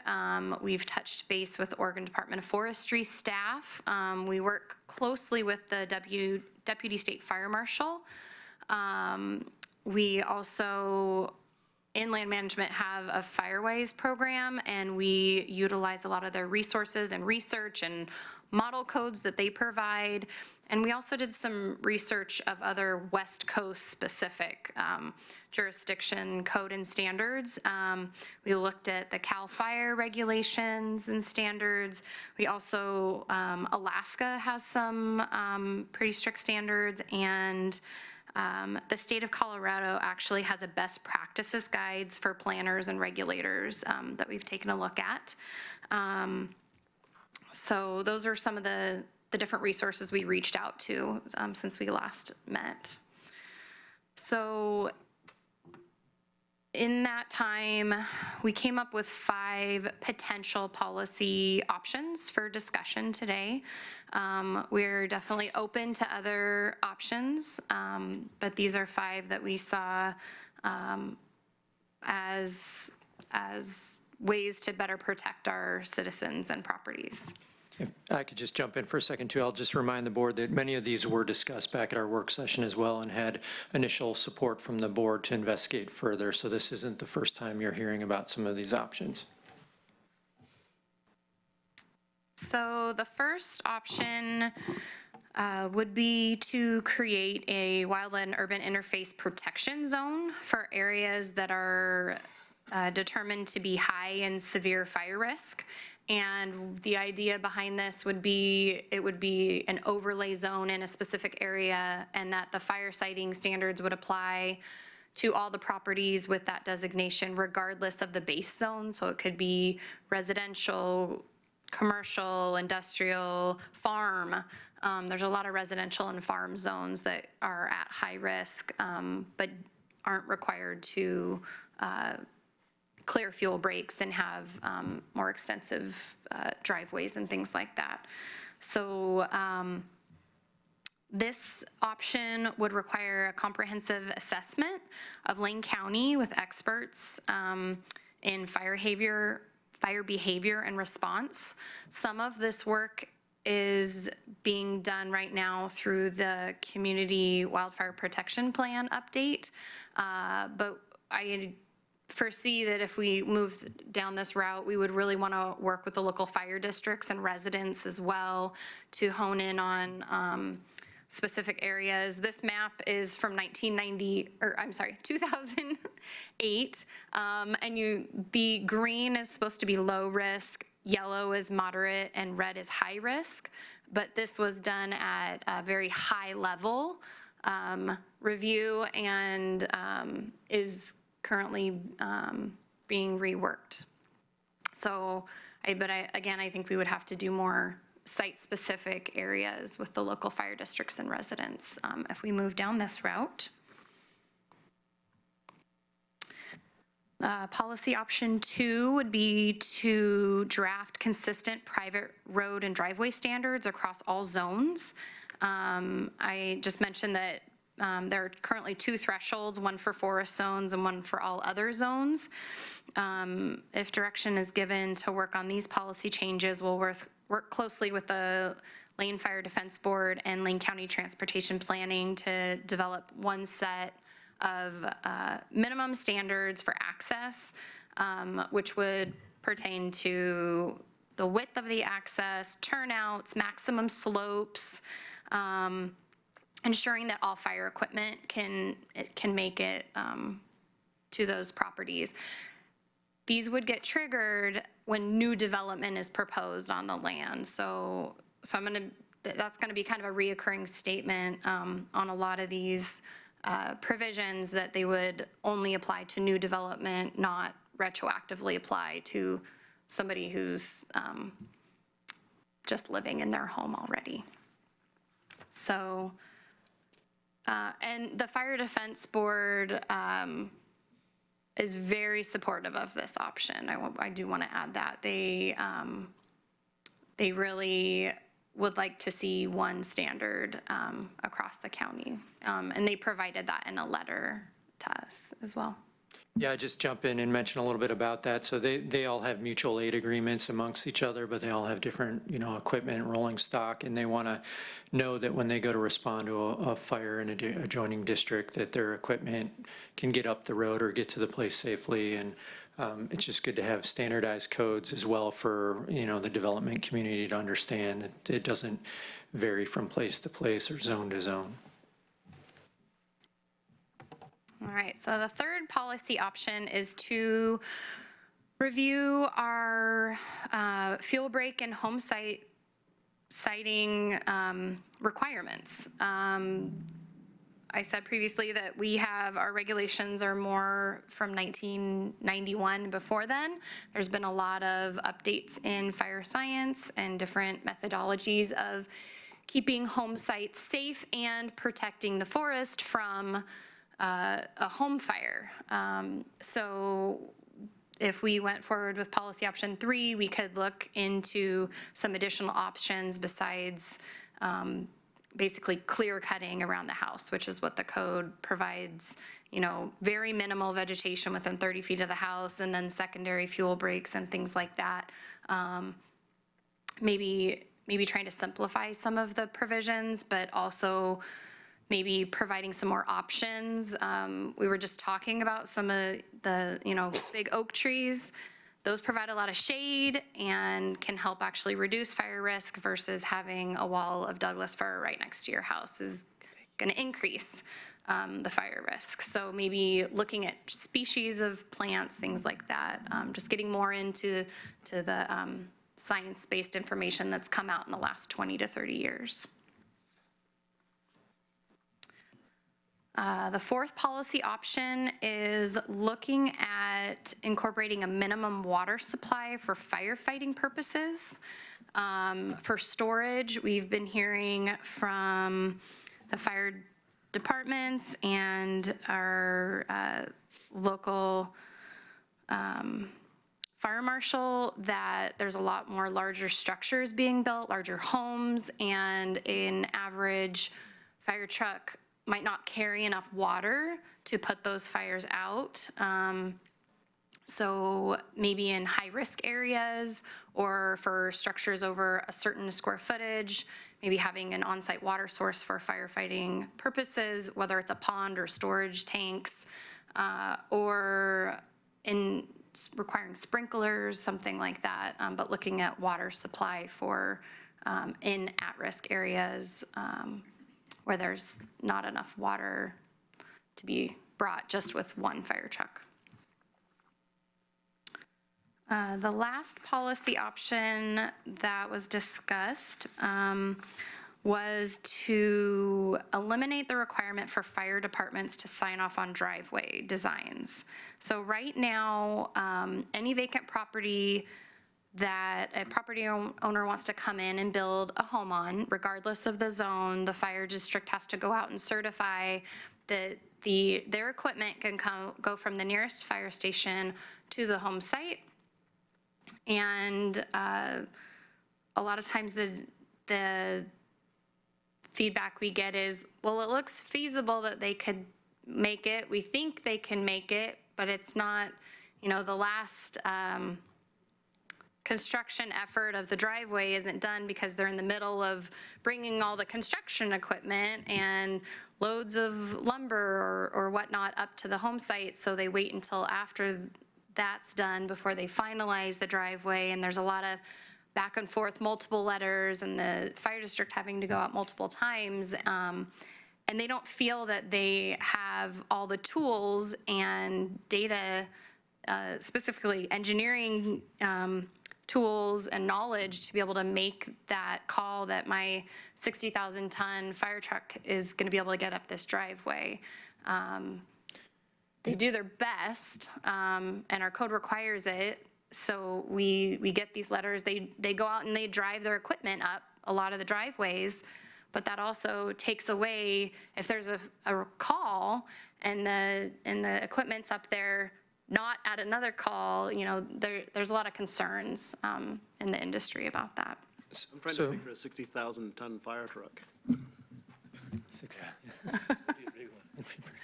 So, I'd have elaborated on that a little. So this has been a big point of contention with the Fire Defense Board, and it's been a longstanding practice. And, their main concern is they're not engineers and they can't evaluate, the adequacy of a road, the compaction, all that. Those are more things that our staff is frankly more able to investigate. I think their main point was if you develop a consistent set of standards that can meet, minimum requirements for all of our equipment, we just assume the county do their part, and when they go out and issue final occupancy on the dwelling or something, we evaluate the slopes of the driveway.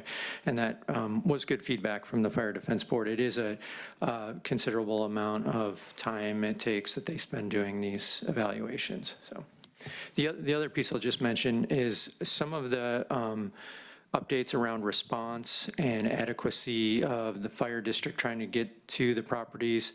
That's obviously important. That's important when, a home fire starts, to be able to respond to it quickly so they can put out that fire, obviously for life safety issues and for spreading into the adjoining landscape and creating a wildfire. A lot of what we aim to do, though, with these proposed regulations is make the home site self-sufficient. In other words, without the response, without first responders arriving, the home has sufficient fuel breaks, or it's made out of the right types of materials that it could withstand a wildfire. It's been shown that in a large conflagration, there's just not enough personnel available to respond and put out structures. They're trying to do primary containment, build fire lines, and they just can't go out and protect individual homes. So all of the science points to creating structures, locating them in wise areas, and then using the appropriate building materials and landscaping techniques so those structures survive on their own. So that's what the bulk of these policies are geared at. So those are the options that the policy options that we brought for discussion. We're open to questions, and we're happy to come back with more information if needed, or go work on code updates, or whatever the direction is. Thank you. Commissioners, do you want to discuss this further? Commissioner Bozievich. Sure, I'll jump in first. So I kind of support everything you guys have brought forward, but I have a few comments and questions. On the wildland interface protection zone, as you look at what are the high-risk areas and you showed that map, I immediately recoiled because there are places I think are very high risk that aren't on that map. And I was kind of wondering what the factors were used to draw that map, because the majority of wildfires and home fires are human caused. And where we have higher density rural residential, there actually may be a much higher fire risk in some of those higher density rural residential areas Like I didn't notice anything like in the Paradise Valley was green. Yet that's got a whole bunch of rural residential sprinkled around it where there are people that will actually start the fires. You know, some of the areas that were red were way out, you know, in the middle of nowhere off of Siuslaw River Road and you know, there's forest there, but there's no people. So it's like zoning that as an urban interface area when it's, you know, F1 and ONC lands and then Siuslaw National Forest doesn't make a whole lot of sense. So some, you know, when we do decide to do that, there has to be a human factor built into how we put that risk factor. Because, you know, without humans, most fires don't happen, particularly when we talk about outside of the Cascade, you know, where there isn't a lightning, you know, strike source very, very rarely. So, you know, as we think about developing that you know, wildland urban interface protection zone, geography shouldn't be the only thing we look at in forest cover. So I just want to try and imprint that in on it because, you know, one of our highest risk fire areas, two of our highest risk fires, the South Hills of Eugene and the Thurston Hills, because they face north, which is prevailing wind in the summertime, and they have a lot of humans. One wrong spark at the bottom of the hill, and it's going to get to the top of the hill in a darn hurry on a summer afternoon. And, you know, yesterday's fire in Portland should be, you know, a demonstration of it's not just, you know, out there in the middle of Walton, you know, somewhere. You know, they had a fire, I don't know if you guys are aware, they had a fire in Portland yesterday that burnt down several structures and some row homes that started in an abandoned driving range. You know, and was a 5-alarm fire. So just happened to be the wrong day, wrong weather conditions, you know, and spread very quickly and did a lot of damage, displaced several families. So that's kind of getting a good risk factor map is what's going to be important for me on that piece. But establishing that interface protection zone that would allow us to implement new regulation, I think would be a useful piece of that, because then that kind of gives us the why. You know, when you start doing land use, there has to be a reason why you're impacting people's private property rights, and if we don't identify a public safety risk, i.e. this wildfire hazard, you know, it's kind of that, yeah, that's the chicken or the egg sort of thing, but we got to have one of those to justify the other. Driveway and road standards, completely agree with that, and I think that'll help with the eliminating the fire department. And it also will get rid of some of the arguments later, and it should be upfront when people are siting houses that they go through enough, you know, topographic mapping and involve an engineer that can say, yes, you can get a driveway at 15% up to your house. That has the correct width, and that you'll be able to get a turnaround sufficient for a fire vehicle within 150 feet of your house, you know, which I think is the code, you know, and be able to reach all parts of your house within 400 feet of that turnaround with a hose. You know, those sort of things. Those standards are really important, and getting those across all zones, I think, is important. Having done enough subdivision and road design inside city limits where that's just a matter of, you have to. There's no question about it, that you have to meet all the standards to bring fire equipment within 150 feet of each residence, be able to reach every corner of the building within 400-foot hose drag. You know, those are just natural.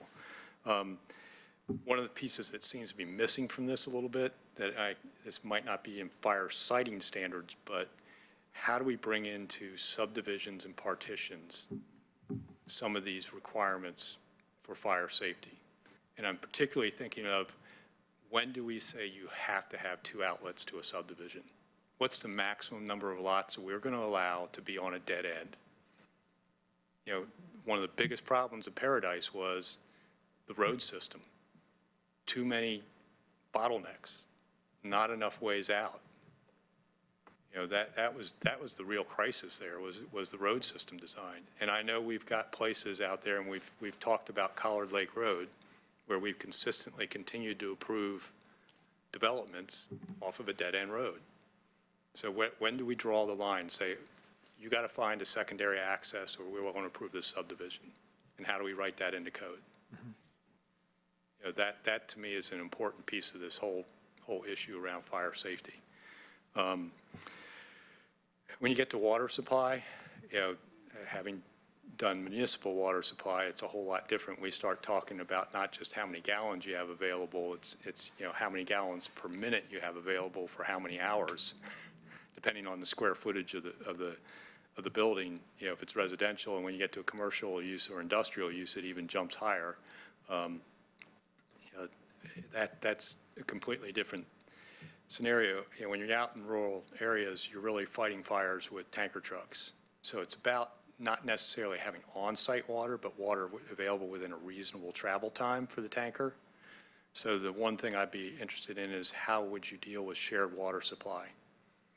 If there's several people that want to share a cistern, what's the maximum distance that cistern can be from a property and all that? And I don't know if you want to talk with the fire board about that, because those cisterns can be rather expensive. So that's a question of mine, is how we would deal with that. Because it's not necessarily has to be right on the lot, but if it's within a certain number of minutes of the structure, it still works for the firefighting.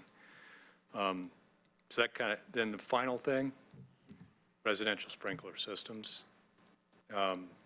It's one of those things that's been going back and forth in code a lot, but at least in some codes, there's relief of some portions of fire protection if you provide residential sprinklers.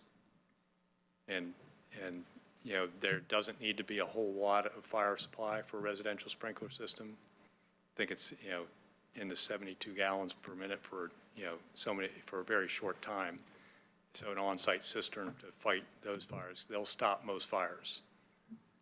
But they cost about $5,000 additional for a house. But it may be a balance of allowing, can we ease some fire standards if somebody builds a house with residential fire sprinklers? And that's probably a good place to discuss that with the fire board also. So that's just a few things. Then the final thing I want to mention, I don't want the new fire siting standards to interfere with our prior approvals of dwellings. And we've talked about the extensions and this issue of if there's a significant change in siting standards, it might make it so we can't renew a dwelling approval. The extensions of those dwelling approvals that we just did, adopted the one-year extensions per the new bill. That's the only thing. I don't know how that works in all this code, but I just want to make sure that we're not, retroactively punishing people that have invested in properties and think they've gotten a dwelling approval. And if we adopt these fire siting standards, somehow or another, it makes those existing approvals go away and not be extendable to the maximum amount that the state law allows. So that's the only other concern I have, is to make sure that whatever we do with this doesn't mess up those. But I really appreciate looking at this. The engineer in me doesn't like the fact that some people are building some of these houses in really precarious places without a lot of thought. And Paradise was a great example of poor forethought in planning of a community. And I think we should start trying to do better. Okay, Commissioner Farr? I'll be also brief. Lindsay, this is really good work, particularly in light of the fact that you started this long before Paradise, long before it became evident that some very serious work needs to be done.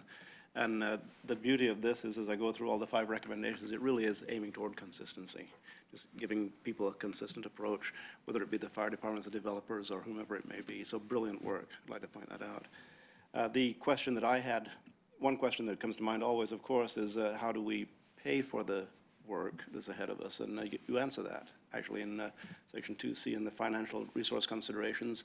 The long-range work plan allocates staff resources for modernization, and that's going to be handled through the budget process. So you've covered your bases. I actually don't have any questions for you, so thank you. All of these suggestions are really common sense. So I'm in favor of moving forward on these concepts and seeing what they come out in the end looking like. You know, I have a district where there's a lot of people that aren't in a fire district at all. And, you know, they're pretty scared about what's going to happen if a fire comes their way and nobody's coming. So I think looking at these things just answers those questions for the next folks that come down the line and start building in this interface area, which I happen to live in. We have a cistern.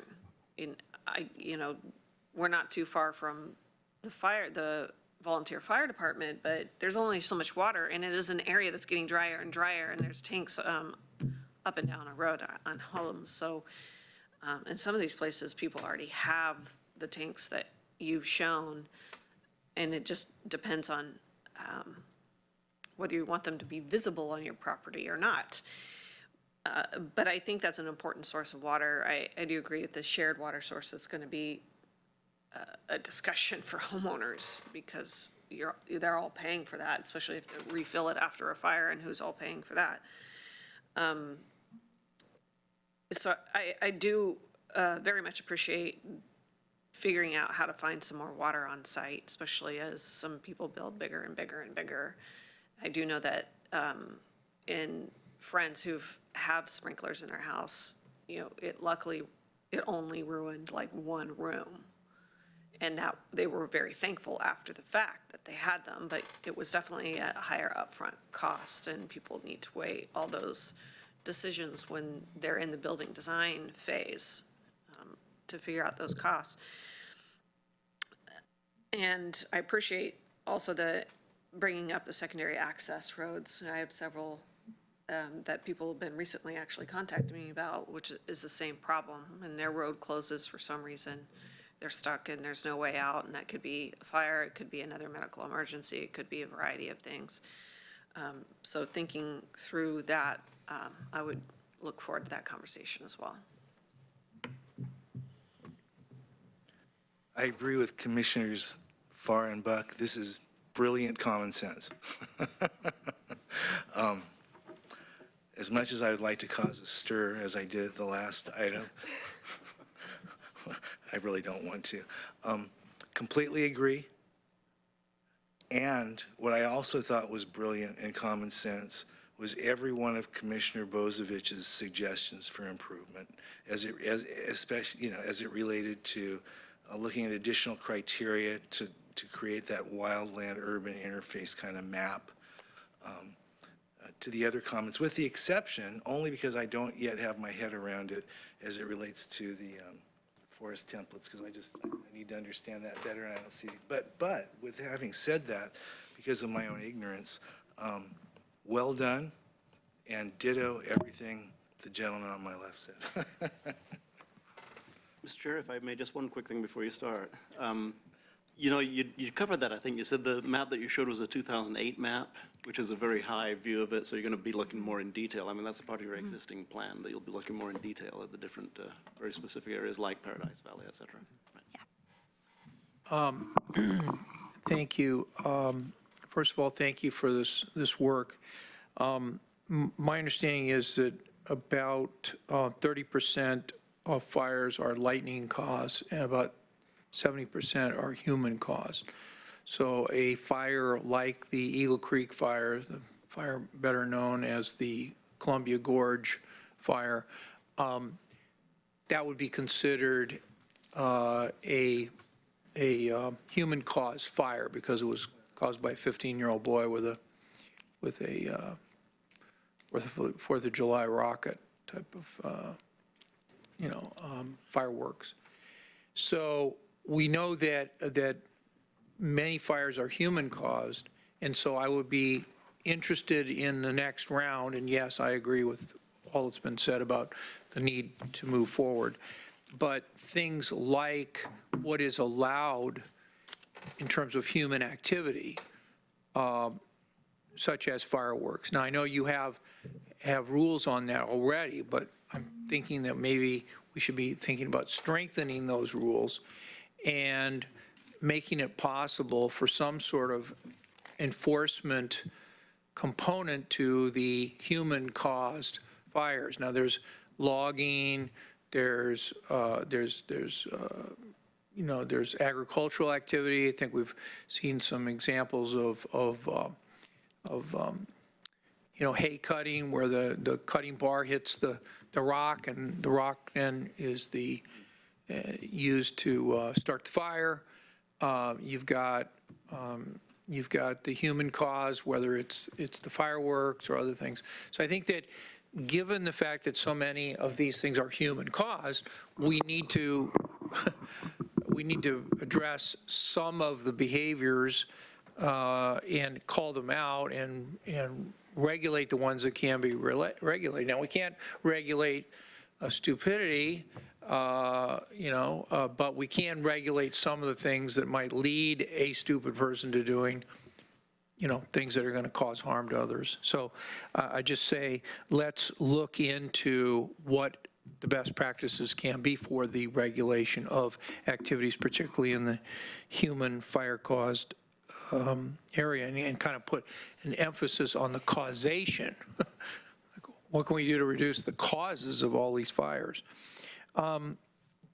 In terms of standards for new construction, I would draw a distinction between what you've heard from the board in terms of what standards should apply to new permits or new construction versus what standards apply. So if there's a rule that we're going to clamp down on certain types of fire-causing activities, they should not just be applied to new activity, it should apply throughout the area that is being regulated. So, for example, you put the emphasis on what the standards will be for new construction or getting permits, and I'm talking about a regulatory concept of what is allowed, and we want to do something about what's allowed currently.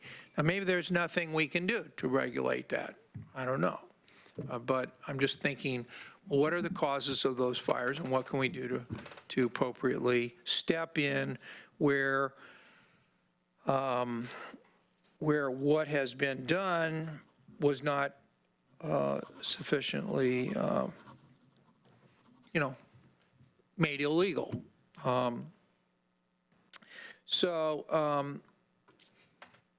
The other thing is this urban interface. Commissioner Buck brought this up in the context of where we have a dense population, it's getting denser, we've got a lot of forest cover.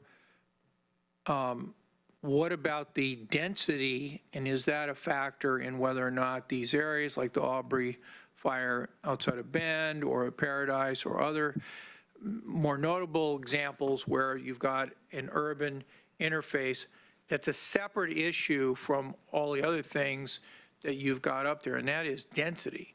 If these homes are sufficiently dense, then the risk of the fire jumping from house to house to house is greater than if the houses are less dense. And so that's another thing that we're concerned about, is to minimize against these real conflagrations like the Aubrey fire, which I think is now, 15, 20 years old, pretty old. But it is an example of a dense development adjacent to an incorporated city. Well, that's exactly what we're talking about here with developments outside of Florence, outside of Eugene, outside of Springfield, outside of Junction City, is density, and whether that's a factor, and again, I'm not saying it is entirely, I suspect it is, but one way to minimize the risk of human life in a fire is to minimize the jumping from house to house to house. And I'd like to see more about that.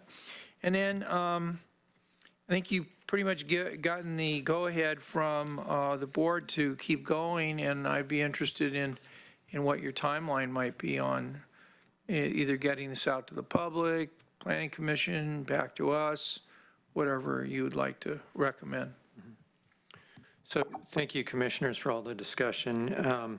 Just a couple of clarifying questions. It seemed like there was indication, or at least head nods, that the board would be interested in pursuing as an option residential sprinklering, not as a requirement, but if there's a house of a certain size perhaps, or if the individuals don't fall within a fire protection district, maybe we could consider the addition of sprinklers as a way to mitigate that. I just want to make sure I'm understanding that direction. Yeah, I would say so. Maybe a conversation with the Fire Defense Board and the State Fire Marshal's Office about whether it'd be useful to include that in our update of trying to do this. If it's not useful, then that's fine, but I know that there's been, over the years, since I've, can remember back to the 90s when residential fire sprinkler systems were first being introduced, and some cities actually mandated them at one point, and then some of them kind of reversed that because of the cost, but then tried to incentivize it by saying if you did that, then we'll reduce the requirements for certain other standards. So it was a give and take, and I just don't want to lose that in this whole conversation around, fire safety and rural, in this, urban forest interface. If you can keep a fire to the room it started in, then you don't worry about whether or not they've cleaned their gutters and whether or not they've kept the trees 30 feet away from the house. It stops in that room. And there's a whole lot of evidence that is showing that is really an effective method, particularly for home fires, because when you're out in these rural residential areas, you're going to be the truck gets there. It's not getting there to stop the fire necessarily. It's getting it to contain the fire. These rural residential fire departments really aren't there to by the time they show up and the travel time and all that stuff, it's really about containment, not about protecting the ultimate structure, and containing it maybe long enough to do some life safety, et cetera. But when you're having a truck water in and out, and you don't have that municipal, level of fire flow, 1,000 gallons a minute, you're just, that's it. So it seems like residential sprinkler systems, which a well may be capable of providing enough flow for, would be a whole lot more sensible.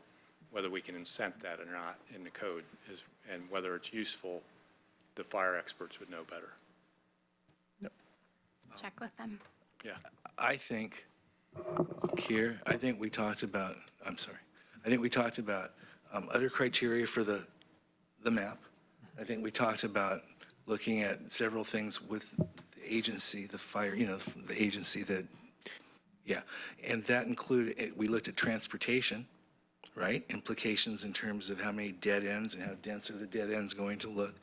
I think there was a discussion on cisterns in rural areas and how far away from lots there would be. And I think this is absolutely critical. I didn't enunciate all of what Commissioner Bozovich said because he had said it, but I think those were some of the main points. I might have missed one. But let me tell you why I think this is just absolutely critical. So I'm really curious with the time frame too. Like Chair Sorensen said when we were talking about something, I think it related to climate action, the best time to do this was 20 years ago, but the next best time is right now. Well, I think that right now we're looking at more and more and more fires. And I think that our own minds and our own policies are what's limiting growth. I think this area has a huge pressure on it to grow. I think we're seeing that in housing prices. So when we have discussions about water and how unique a position we're in with that scarce resource. When we have discussions about climate and how, of all places in the United States, we seem to will have the least adverse effects other than fires. And when we look at this area being the least expensive, even though prices are going up, in the western coast of 3 states to live for an urban area, I think we're going to have huge growth. So the sooner we can start implementing these awesome recommendations, to me, the better. Thank you. And I just did want to clarify, I did catch the whole list in the discussion. I just wanted some clarification around the sprinklers. I'm sorry. Oh, that's fine. One other clarification was, I think the direction to investigate access in subdivision and partitions is great. That's something we didn't look at in the scope of this. That's typically involved in our subdivision ordinance regulations, but we can look at it in regards to this project as well. One thing I might recommend is we don't see a lot of subdivisions in the county anymore. We see a fair number of partitions, but what the real trend has been are these sort of legal lot clusters of legal lot template dwellings that actually form the basis of what, clustered development is occurring in the county these days. And oftentimes it's one road in to several dwellings. So that's something we could potentially investigate as well if there is an option for, a pass-through or a second access point. We don't currently have the ability to do that in the code.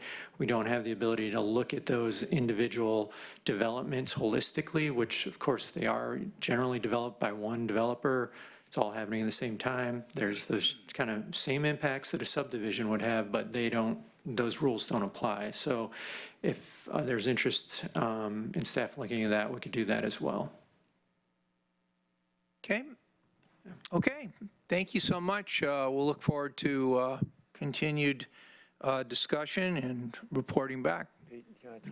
Oh, yeah, Commissioner. Just real quick, I want to just make sure we're clear, you guys are charged with land use regulation, not personal behavior. So as we were discussing some things like fireworks, et cetera, I understand that's hard to cover in land use code. And there actually are laws on the books right now that if we're in certain fire conditions and you break the current laws, like no campfires or fireworks or using exploding ammunition, you can actually end up having to pay for the cost of fighting whatever fire you start. That's already in current law. If we want to have a prohibition on fireworks in this county, that's a different discussion that's not land use related, I think. So I appreciate Chair Sorensen's concerns about some of those human behaviors that cause fires, but I think there's a different place for us to address that. One of the places we might address it is in our legislative committee, because currently a lot of those prohibitions about campfires and all that, the local fire districts don't have the ability to write an enforceable ticket if they catch somebody breaking that law. The only way we actually have of enforcing them right now is the after effect. If they actually start a fire, we can hold them liable. Like the kid ended up being held liable for the fire in Eagle Creek. The person that did the mowing that started the fire down in Douglas County ended up getting caught for that. That's the sort of, that it's after the fact. It'd be better to give maybe our fire districts some enforcement capabilities, which would take a change in state law. So that may be a different place for us to look at some of that stuff and give the fire departments a little bit more tools. I know Terry and I used to complain to me constantly that he could send somebody out to some of these folks that were doing stupid things during fire season, but all they could do is ask them to stop. They couldn't actually write a citation. Okay, so Commissioner Bernie, Commissioner Buck, and then I'll call myself. You done? Okay, Commissioner Buck. I just didn't want to dismiss the fact that even though we're talking about fire here, we're talking about our first responders who are not only going for fire to these homes. I mean, a lot of their responses are for medical emergencies and other items. So I think this is, these items, several of them, mix those paths together, and I think it's better all around. My only kind of concern regarding this business of whether it's state or local law, that our code be as strong as possible to deal with things like the problem identified where the Fire Defense Board is complaining to me that they can't do some of these enforcements because there's no law that prohibits it. So if we know that there is no authority for the county, then I agree. I think we should be asking our legislative committee.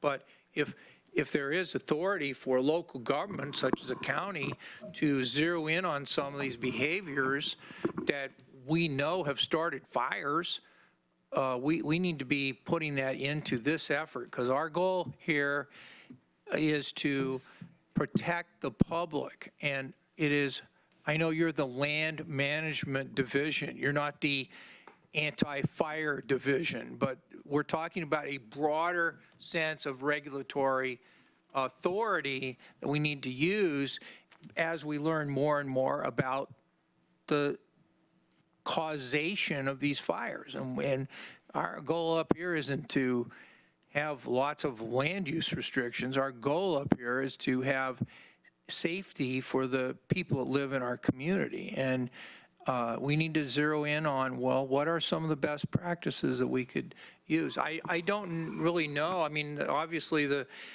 big one in recent years was that example of illegal fireworks, but there are many others.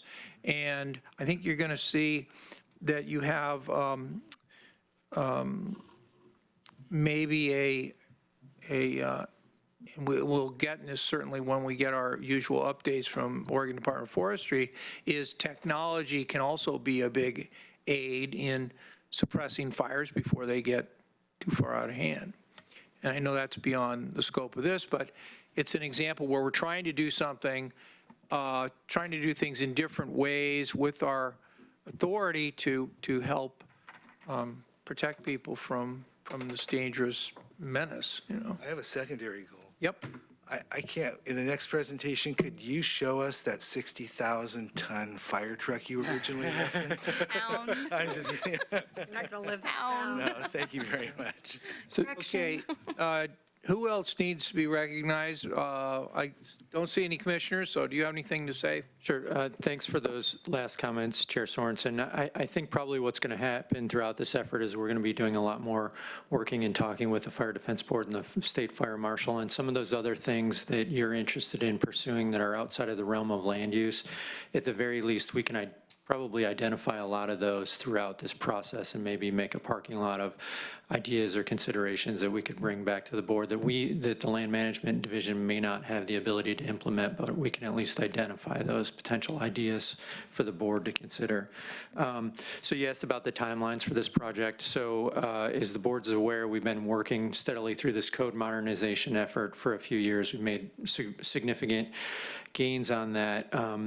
Our next effort was to dive, originally, was to dive deeper into some of the other land use chapter or zones within Chapter 16.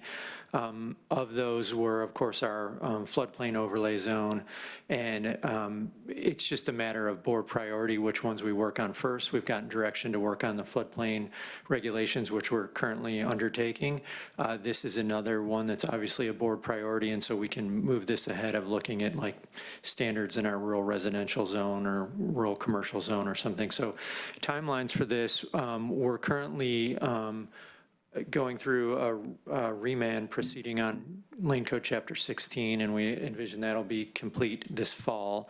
That's going to have some implications, and we don't want to, we can't bring new regulations involving Chapter 16 that are going to be have so many tentacles across the zone when there's these unknowns laying out there with Chapter 16.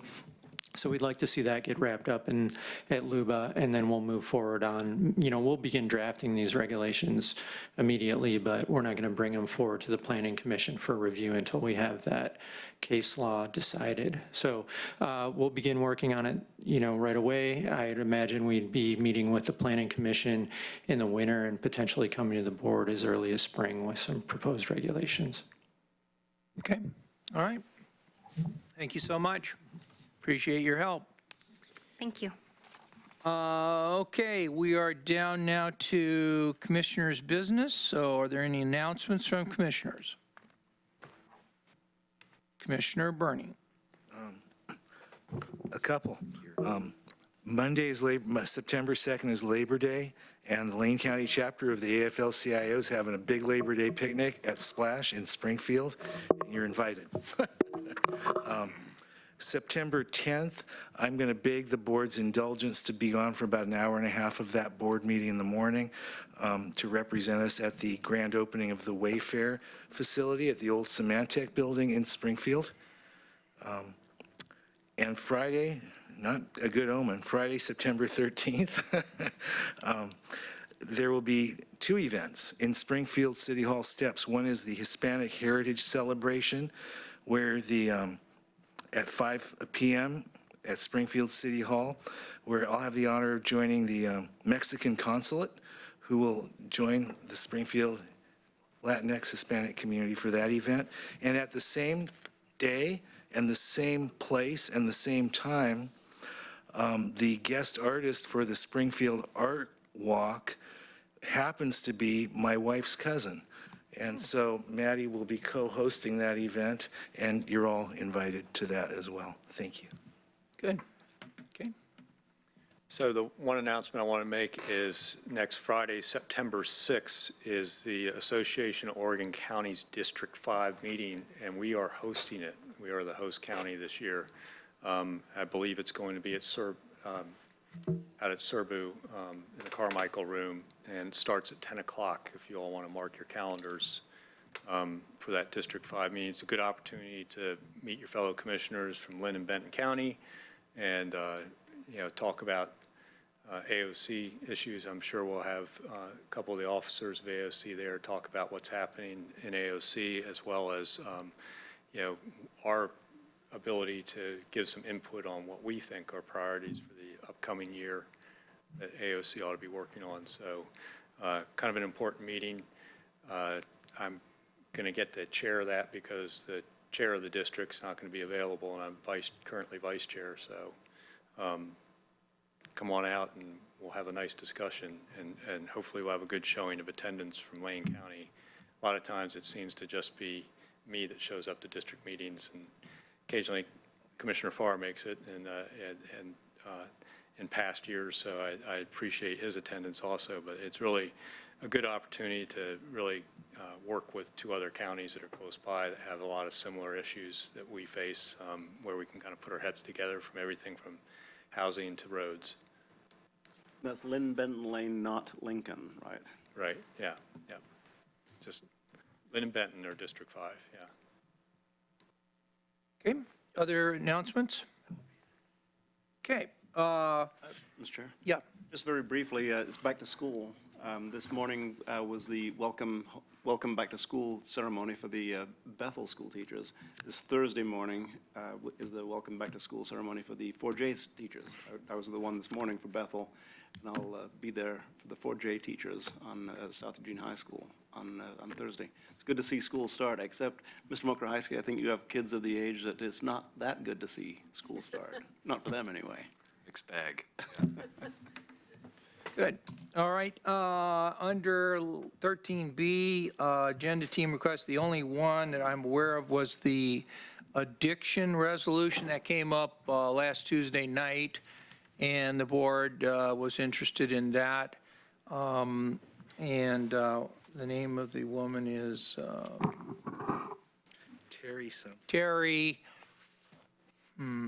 At any rate, I just recently sent an email to you and to Diana Jones asking about it. And so Terry Morgan. Ms. Morgan came along with a number of other people and wanted to get a resolution. Probably should go to at least Alex Kyler for his review. A similar resolution. Yeah. So Mr. Chair. that's the, yeah. Can I just give you an update on that? I have a draft of it. And just so the board knows, when folks they speak under public comment and they bring an idea forward, it doesn't become an assignment until the board actually gives head nods at the end of the meeting, says this is now an assignment, and then we do it. So because we haven't done that yet, It is not yet an assignment, but if we have head nods here, then we'll move that forward. In the draft, I think that it may require some tweaking of language in the be it resolve clauses that talk about expectations of state and federal leaders to achieve certain reductions. So I think there may be some tweaking there that we might want to modify some language because it's rather directive in terms of its expectations for different levels of government and things that they need to achieve. So I don't know if the board has had a chance to review that, but if we can have a little bit of latitude just to make sure that we're crafting the language in a way that from a staff perspective, we would expect the board would want to support in how we typically do these things. Okay, yeah. Other agenda team requests or continued discussion of this one? I'm good with that one. In light of our evening comment periods, I just wanted to ask if the board wanted to reconsider the day in which we do those. The reason I bring it up is because this is a 12-hour day for some of us, and if you're here at 9 o'clock, it's a little bit shorter. But still, it's a very long day, and by the time that we're sitting the whole time, so A, it's unhealthy for us to be sitting for 12 hours in meetings, but also by the time that we come to the evening public comment period, many of us are pretty drained, and it's important for us to be present and listen to the people that are coming forward.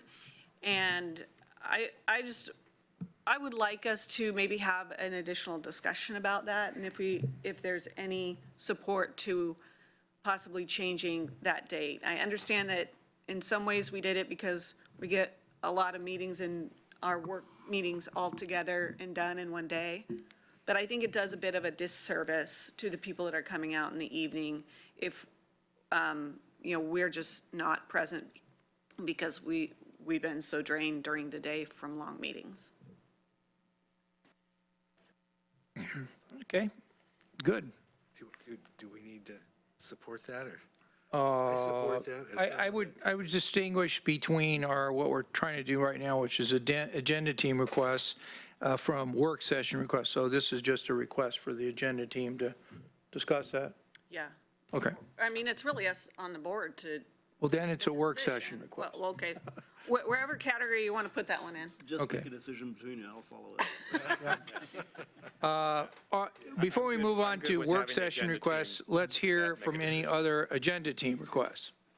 Any other agenda team? So first, I want to make sure that we got 3 head nods on that resolution earlier. I don't think we saw Yeah. 3 head nods on the first resolution around the addiction resolution. So let's- I don't know I wasn't here for public comment, so I don't know what it was, so I can't give my head nod. Yeah, let's But just, I only heard you and Commissioner Bucks support that, so I was looking for where. okay, so. Just so Diana. Yeah, no, I agree. So my agenda team request was that the administrator work up the addiction resolution that was presented in a form by Ms. Morgan. I think that's her name. I think that's her name. Anyway, it was presented last Tuesday, and my understanding is that it needs to be revised, and I think that there are 3 head nods. But just to be clear, those that wish to nod their heads, please nod them, and those Got it, not. that do not want to nod their heads can nod in negativity. May I asterisk my head nod? Yes. Okay. I'm going to abstain. Okay. No, you can't. I learned that the hard way. Chair, as an addendum to that, the Poverty and Homelessness Board has a Shelter and Supportive Housing Development Subcommittee, and this will be taken up as a part of the agenda of that subcommittee. Okay. Yeah, what I was going to say was that, Steve, you asked if you could reword this in a way that, I don't know, is consistent with how we do resolutions. And my only request is that you review it with them before you bring it to us for approval so they understand why and support it, because they're the ones that requested it. Yeah. And they just developed the language to give us some guidance anyway, is my understanding. I'll just briefly, it says, be it resolved, Lane County declares addiction to be a public health crisis. That Lane County expects the state and federal elected leaders to take immediate steps to reduce Oregon's untreated addiction rate from 9.5% to 6.5% in 5 years. That Lane County expects the state and federal elected leaders to increase the state's recovery rate by 25% within 5 years. And then it expects the state and federal elected leaders to accomplish these goals by funding the development and implementation of a new comprehensive statewide addiction recovery continuum of care. So it's pretty specific in terms of its expectation for reduction of certain metrics. So we can do that. I think, you know, connecting with our prevention team in public health, talking to them about, are these reasonable metrics? And then you're also taking a statement about what should be done at a statewide level. So I think between Mr. Kyler and our prevention team and working with the advocates to come up with language that we think is reasonable for Lane County to put forward. And then we'll bring it back to the board for approval. Okay, so are there any work session requests? Yes. Still on agenda team Oh, requests. okay. Okay. And I just also want to remind the chair that I think we skipped item 7A, which is county council Yep, announcements. we got that right before 15. Yep. Okay. I have a request that there is a piece of property that was purchased in foreclosure at the urging of the community by a local businessman in Cresswell. And because it was a drug house, and he purchased it and took up cleaning up the property and resolving all the issues around the property, which were significant. We had liens outstanding from nuisance complaints. And our staff can't waive those liens at their approval level. And there is some policy considerations around whether or not we want to look at waiving liens in any property case. Because there has been some history where we haven't. So I want to at least ask if there's 3 head nods that maybe we can have a discussion about this specific property and whether or not only the board really has authority to direct staff to waive the liens on this property. And I think the person got involved with very altruistic reasons and not to make money and just to clean up a community problem, and then he's stuck with the prior property owner's liens. I know it also has implications because those liens fund our nuisance folks, our code compliance folks. So there's a lot to be talked about in this. And just that whole issue of foreclosures of properties and liens and everything else. I think we've even talked about this in exec session before, and whether or not, our liens have first place or not. But this particular property, I'd just like to have a little bit of further open board discussion about whether we want to pursue a waiver of the liens and at least get it scheduled. I'm a yes on that. Just as a disclosure, I spoke with the Cresswell mayor last week about this same property. And I've had several discussions with the property owner and our land management and the mayor as well. And so, I think it deserves a session. So we'll give that as an assignment, agenda team assignment. Thank you. Or I should say, what do you say? Work session assignment? I guess it's an agenda team's assignment To set up a work session on it, okay. Are there any other agenda team requests? Okay. Did we get head nods for the long Tuesday? We did, yes, to have the agenda team discuss that. Just check. And any other work session requests? Okay, so we can now move to item 7A, which is county council announcements. Thank you, Chair Sorensen. Just real briefly, I know I was listening to the board discussion this morning, and I know that the decision by a judge in Oklahoma came up in the opioid litigation. So I sent you that judge's opinion. And a couple of the questions that I would expect you to have is, what effect does this have on the class litigation where our case is in Ohio? The answer is none, in the sense of legally.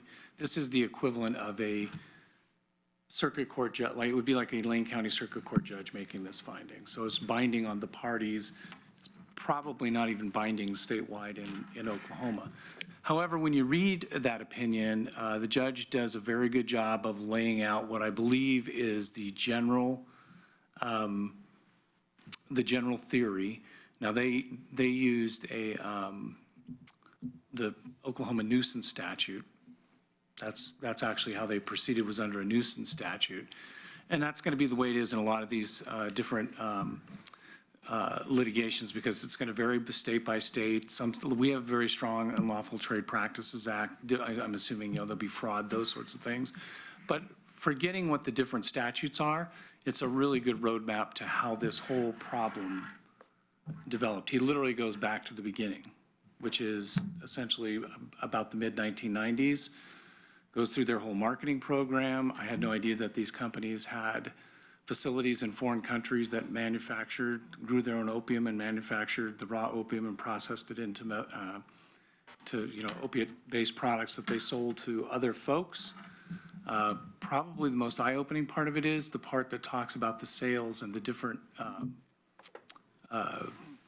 information that they distributed to physicians. Believe it or not, when you read that, one of the things they talked about was they told doctors when people came back to you and asked for more pills, they actually weren't addicted. That was a pseudo addiction that they were showing.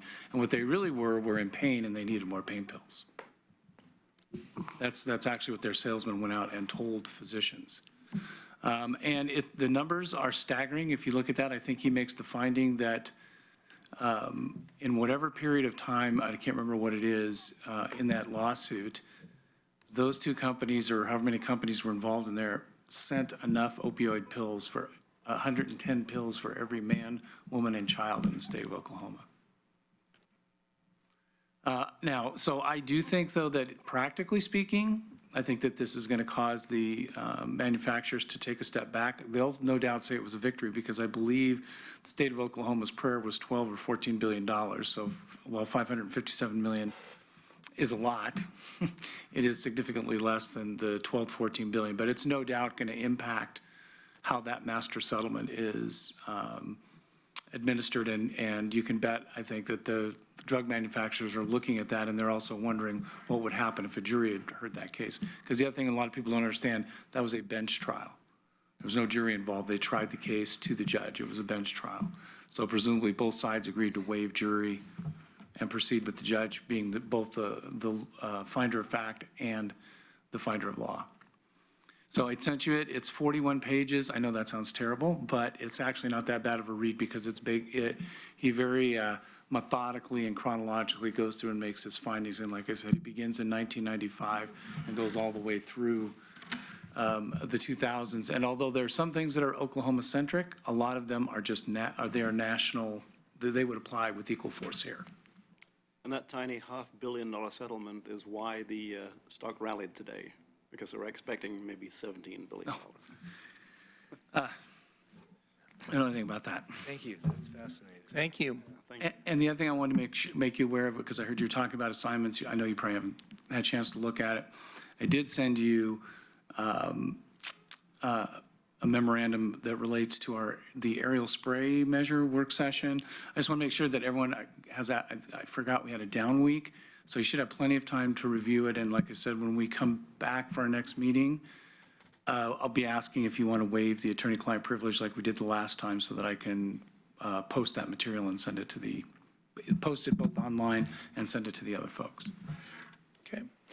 Do you have any other announcements at this time? I have no other announcements. What is the length or estimated length of the executive session? It's very short. Okay, so we will probably not be coming back. Okay, very good.